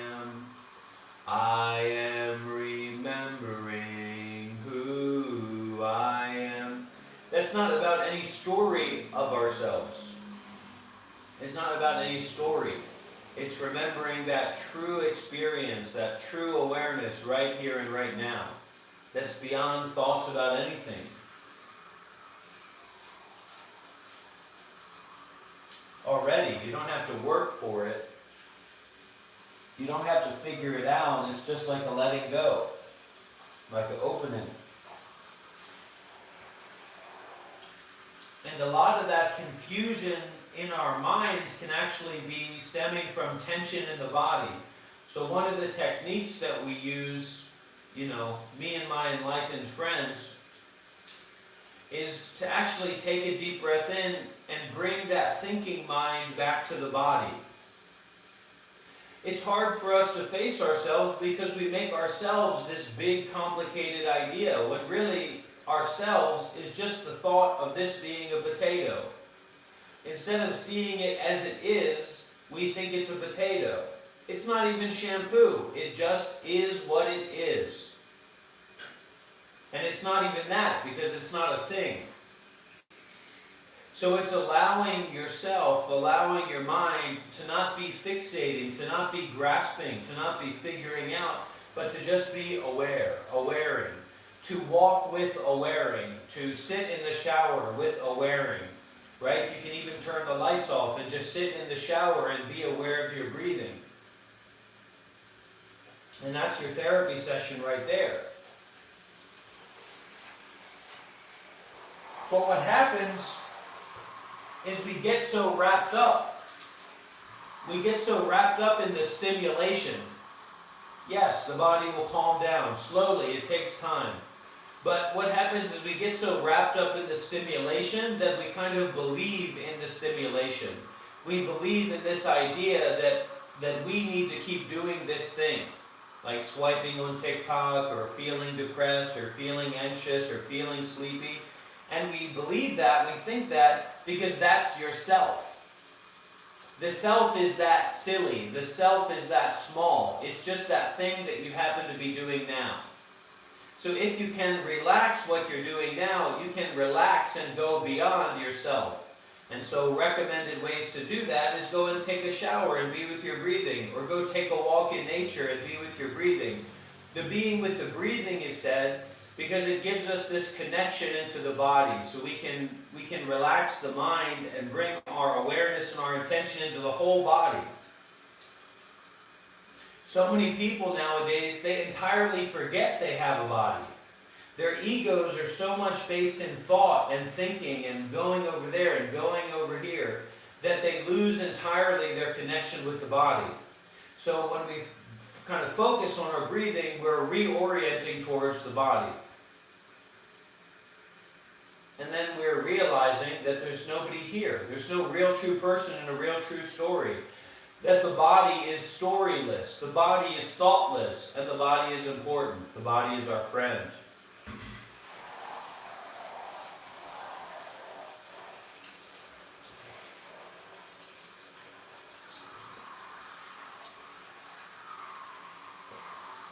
The body will calm down slowly.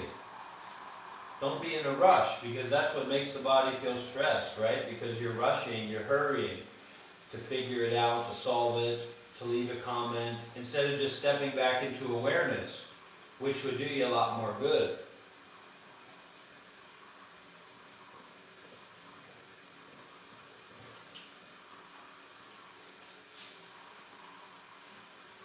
You can also be an extremist about this. So you can start believing that you don't exist. But that's just ridiculous. The teaching or the insight behind that extremism is the alreadiness of everything. Everything is already complete. Everything is already fulfilled. Everything is already the way that it is, totally and completely. So allow that. You as a person, just allow that. Allow the completion, allow the fullness, allow the ending.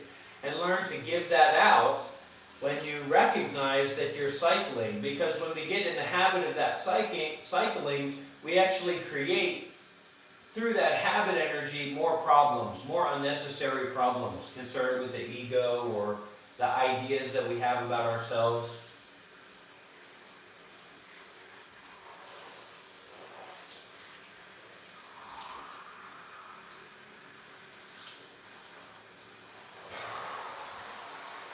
So you don't need to have any idea about yourself at all. You were kind of trained and you were kind of brought up to believe in and to identify with this culture that says you have to have an idea about yourself. But you don't. Especially when you're alone or when you're here, joining in the live stream. You don't have to have an idea about yourself.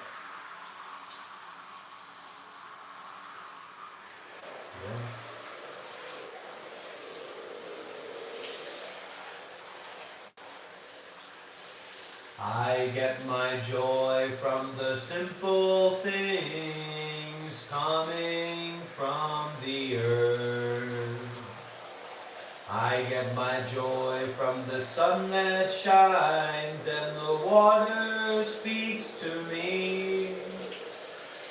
Listen to the wind and listen to the water. Hear what they say. Singing, hey ya, hey ya, hey ya, hey ya, hey ya, hey ya, hey. Singing, hey ya, hey ya, hey ya, hey ya, hey ya, hey ya, hey. Sing with me, Nico. I get my joy from the simple things coming from the earth. I get my joy from the sun that shines, and the water speaks to me. Listen to the wind and listen to the water, hear what they say. Singing hey ya, hey ya, hey ya, hey ya, hey ya, hey ya, hey. Singing hey ya, hey ya, hey ya, hey ya, hey ya, hey ya, hey.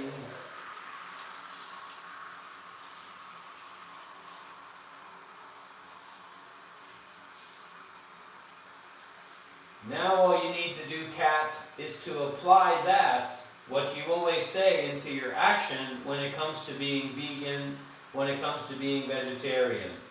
Because I remember you said earlier, if I don't eat meat every once in a while, my body starts to get sick. So apply, just ride the wave of sickness. No need to eat that meat. You're going to die eventually, so why not die in a blaze of honor? And you can also do more research, because the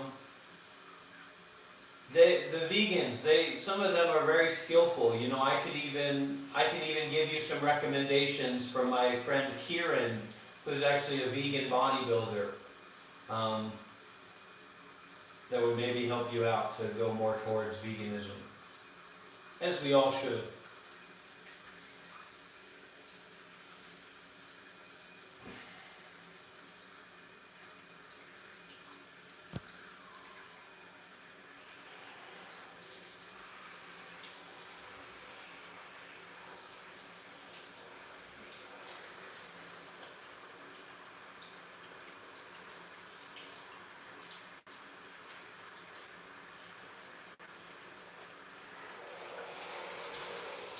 So the golden rule that you can use, the golden lesson that you can, if you want to reach out to people concerned with veganism, you can't go wrong with saying, you know, you should move towards veganism. If that's your friend, if that's somebody that you're close to, someone that, you know, is willing to listen to you, then, then that's great. That's all you have to say. Because if you put all this attachment into the way that someone else is living, it's just, you're going to confuse yourself. Really, veganism is primarily a personal choice at this point. We don't have a culture, a political culture, where veganism is, you know, we're a little bit far away from the animal rights movement. Especially because in places like Vietnam and places all over the world, without these animals, without killing these animals, people's families would be out of luck. So you should do it. I'm not saying that you shouldn't do it and that I shouldn't do it. You and I should both be vegan, but we do have to consider about attaching a lot to, worrying about making other people be a certain way. That can be very disappointing if we're worried about making other people to be a certain way.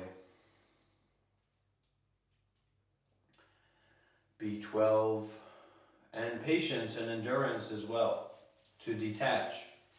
To fight sickness with detachment is a very powerful lesson, a very good teaching. To endure sickness gets you a lot of blessings. It gets you a lot of good fortune, a lot of good luck from that.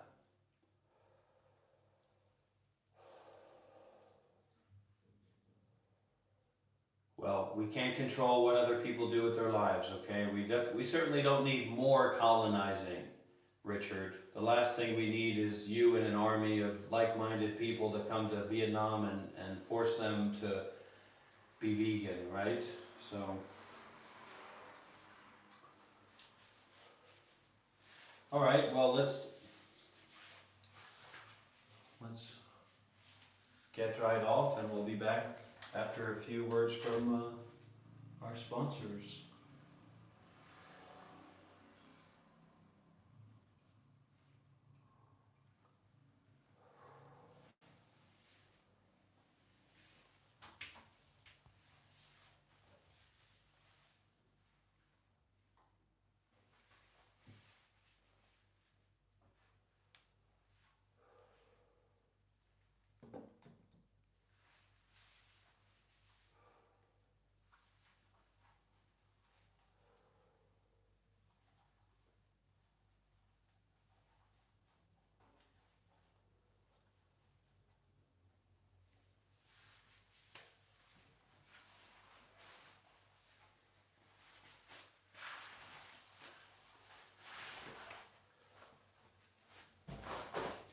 I actually met when I went to the Mahakumbhala festival in India. I guess it was this year. I actually met a naked Baba, so a kind of Hindu monk guy, Hindu guru guy, that he lived naked all the time.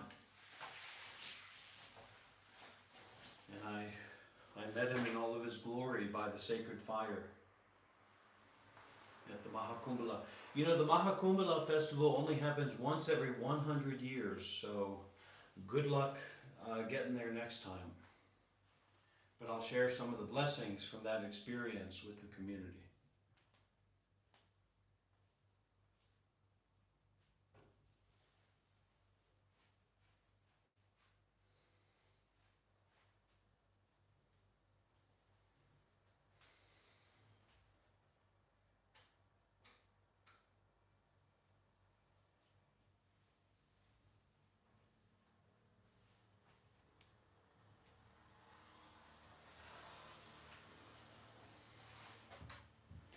Cannabis is very dangerous and quite easy to quit.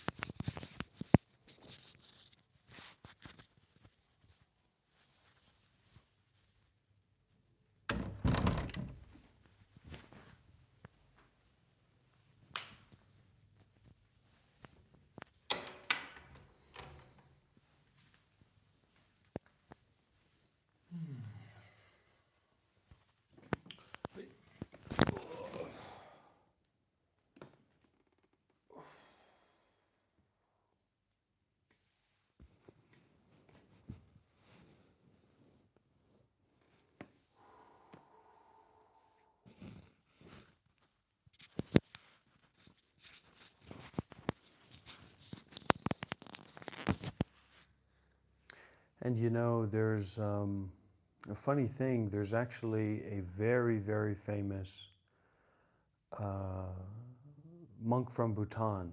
Very, very famous. He's a reincarnated Lama.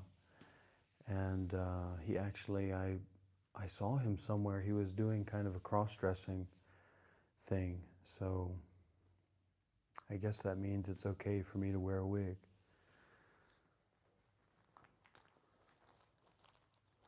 Although I'm not a monk, so it's okay to do a lot of things.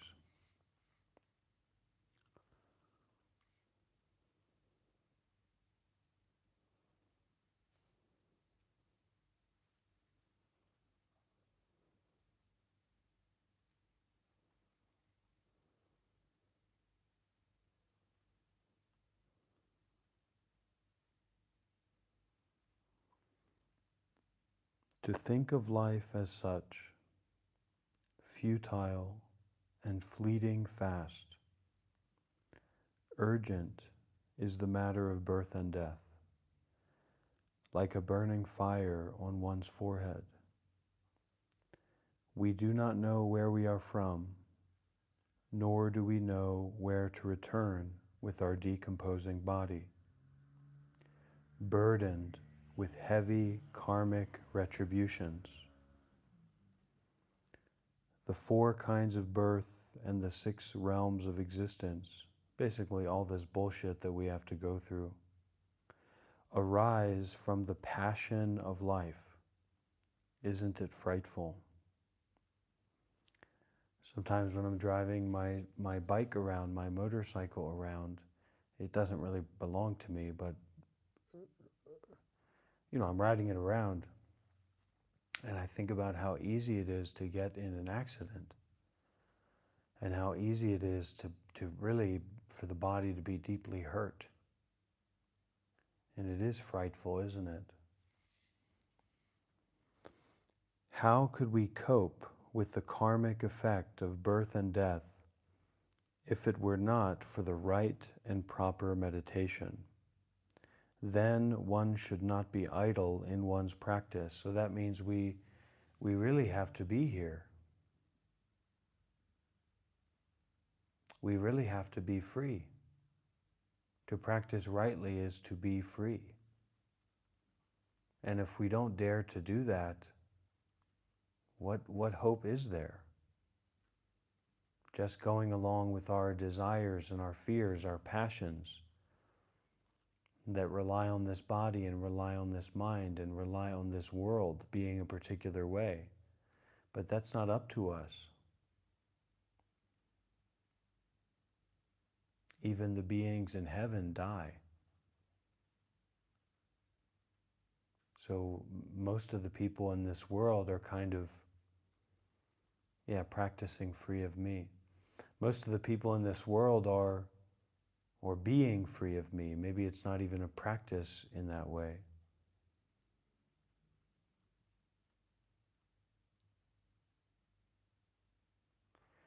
Trying to get to heaven, trying to have this heavenly life, this heavenly experience. But even if you get there, the suffering is going to be all the more worse. The ugly woman, when she gets old, it's not too big of a deal. She was always ugly. But the moment that the most beautiful woman of the world gets a single wrinkle, it's a great suffering. It's a great terror. It's a great horribleness. If we attach to that beauty, if we're lost in our passions. So how could we cope with the karmic effect of birth and death if it were not for the right and proper meditation? Then one should not be idle in one's practice. It is the guidance of the Buddha like pure awareness. It is the guidance of the Buddha and the patriarchs, or those, the Buddha, the original realizer of pure awareness, and also just awareness, and the patriarchs, the ones that have followed in his stead, where there could be neither deceit nor waste of a single word.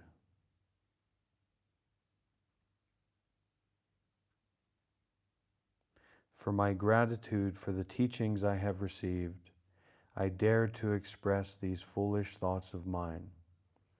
Since I am a slothful sort, I just wished to express my opinion briefly, though there seemed no end to it, without due regard to lofty words or style. This is the discourse that I gave to Elder Dungam.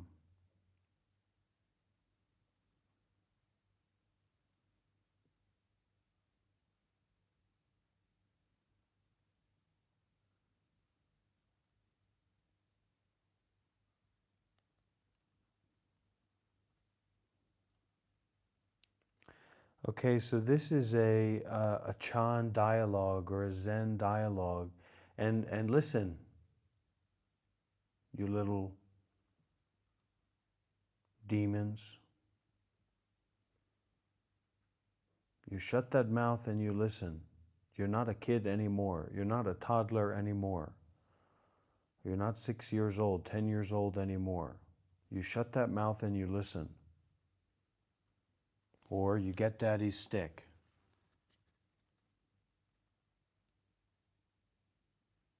Now you shut that mouth, R1. You shut that mouth, X.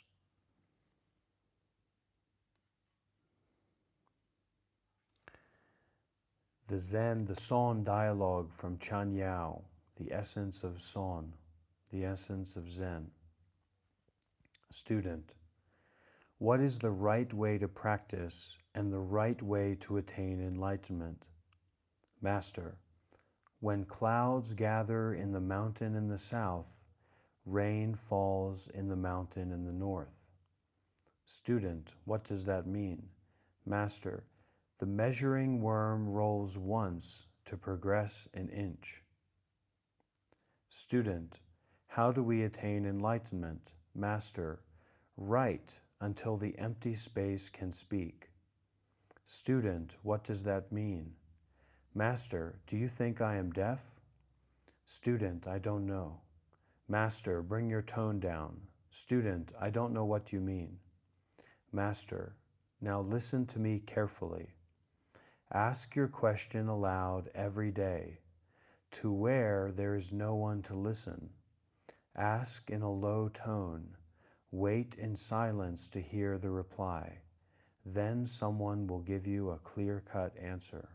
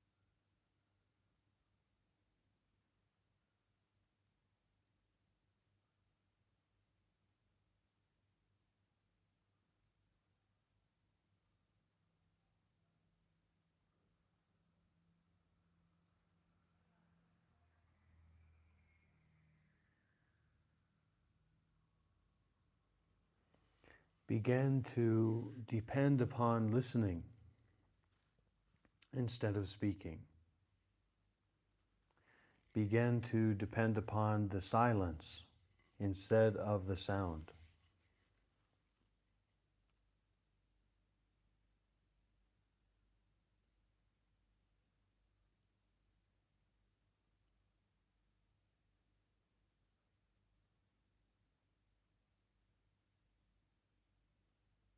There's plenty of silence to go around.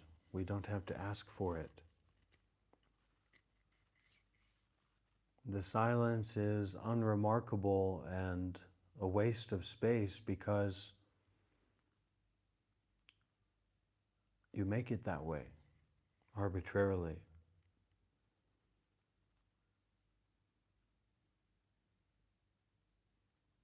Who told you that you know what silence is? Who told you that you know what silence means? My good friend Donald, nice to have you here.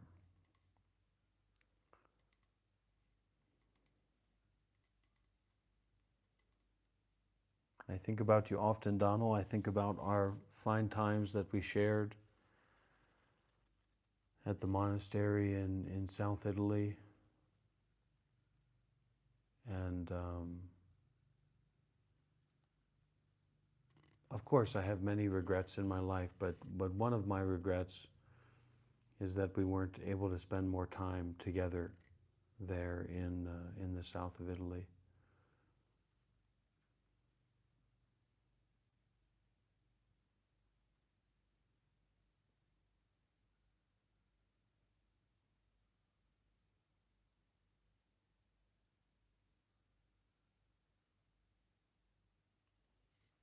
I hope you can forgive me for that, Donald.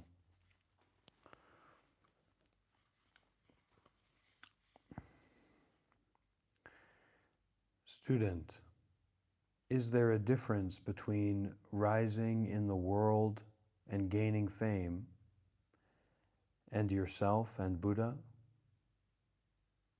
Master, repeat that question 3 times. The student does as he was told. Master, now you have got your answer. Do you understand? Student, I don't know. Master, how was it before you asked the question? Student, I don't know. Master, repeat that 3 times. The student does as he was told and then says, there was nothing before the question, and such is the rising in the world and gaining fame. Master, you might be right, yet you must wait for 30 years to find that out.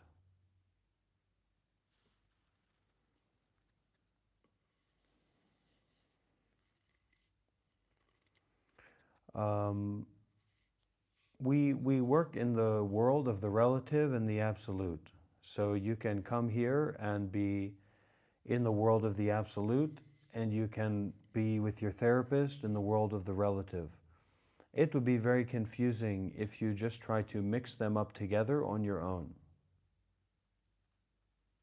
So don't try to make oil and water mix. To make oil and water mix, it takes a lot of constant shaking.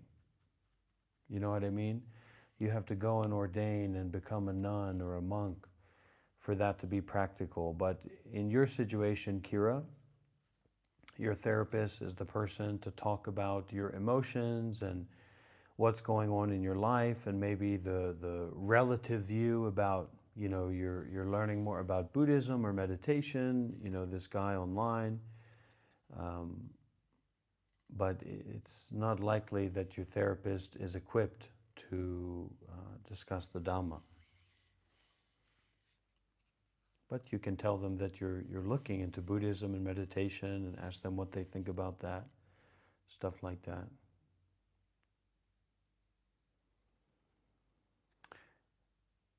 The dialogue goes on. The master said, "What is Buddha?" Student, all the stars in the sky are now in bed, and as all the sentient and non-sentient beings are consumed, leaving nothing to be eaten, one had to wander in hunger. What does that mean? Master, recite the mantra that enslaves devils. The student does as he was told. Master, a great calamity would fall upon you if you mumble even for a moment. The student mumbles. The master hits the student with the Dharma staff and says, "What are you trying to say?"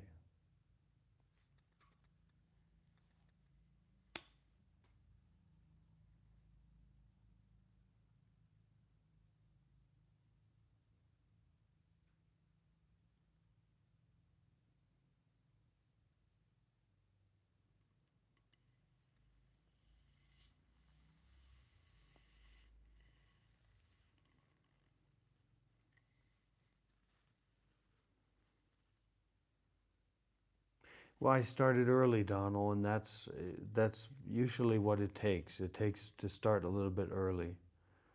Um, I first went to live at the monastery when I was 20, and I lived there for a year. So, I don't know, I can't shake it. I mean, awareness is what I think about all day, every day. I can't think about anything other than that, basically.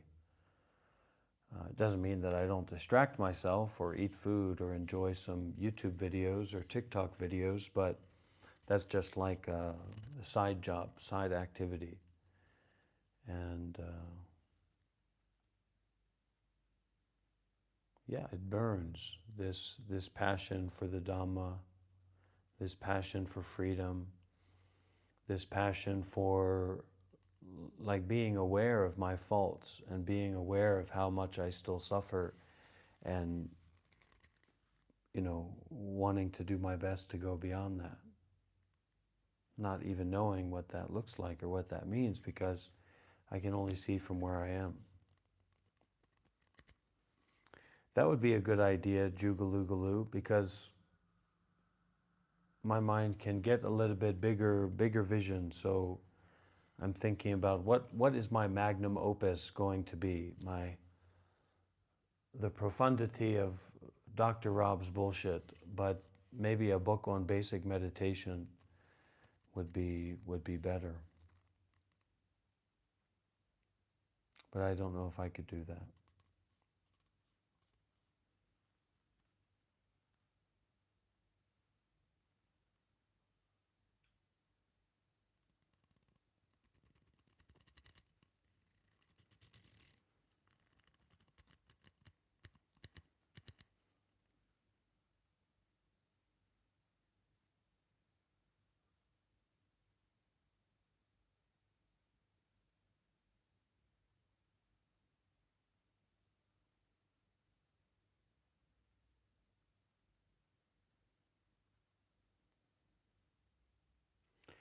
Well, Jugaloo, if you're willing to give the what do they call it?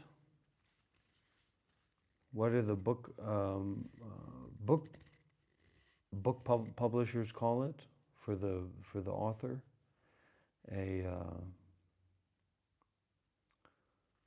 A front, a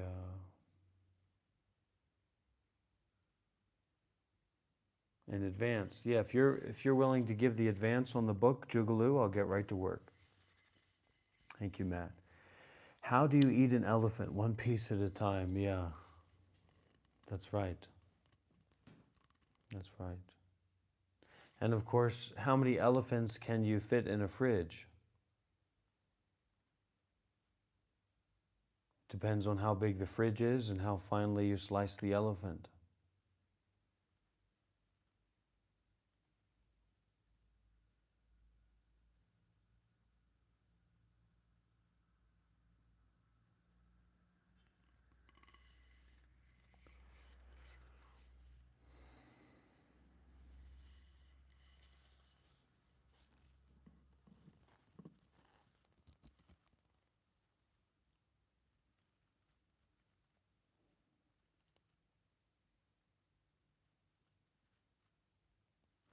Well, Jugaloo, just make sure you don't show them my YouTube live streams, and or just pick the good ones.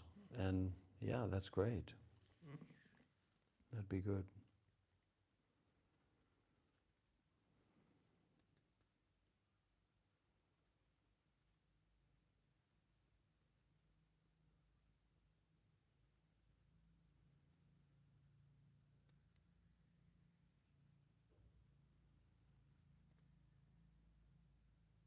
Oh, thank you, Jugaloo.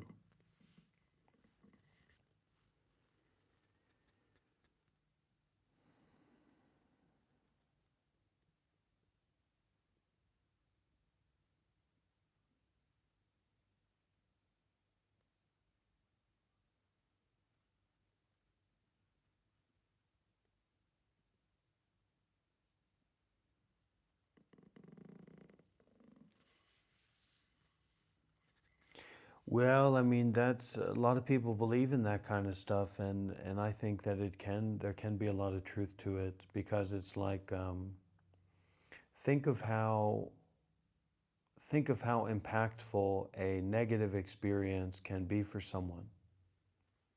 And that's an experience that's infused with anger, greed, delusion, desire, fear. That can impact someone's entire life. And, this experience is free a lot of the times from greed and anger and delusion. So, as receptive, as impactful as you can allow it to be, it certainly can change the course of your life. Why wouldn't it?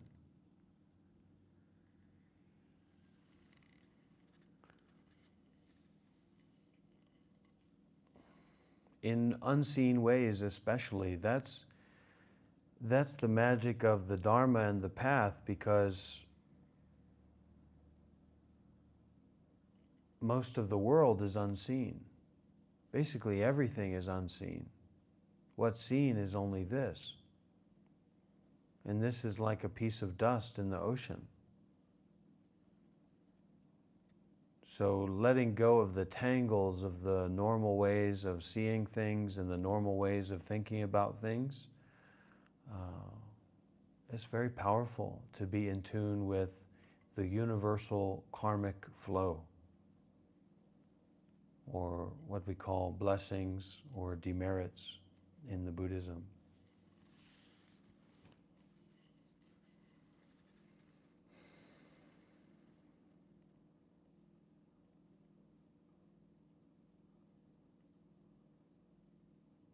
How dare you say that to me, Grimlore?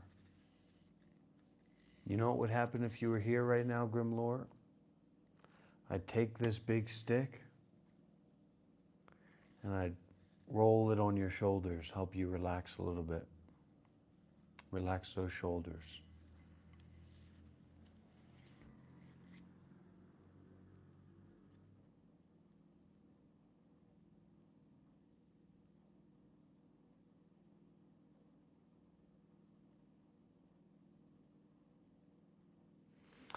Well, I think we've done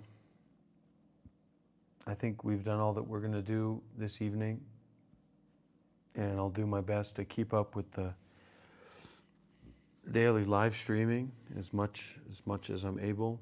Yesterday I didn't realize it, but we reached 8 hours yesterday, so that was a really great day, and the time just disappeared. It was very timeless for me.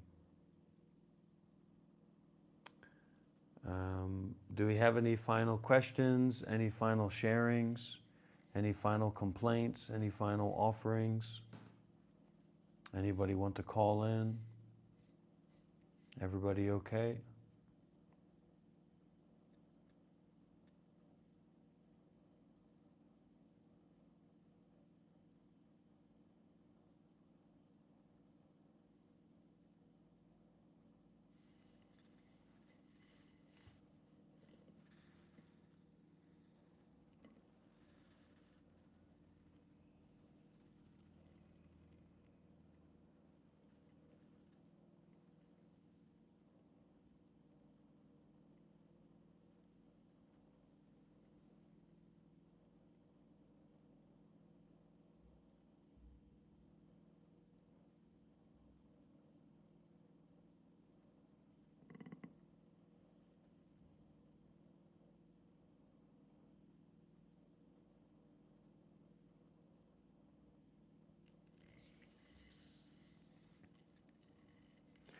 Every question has one answer.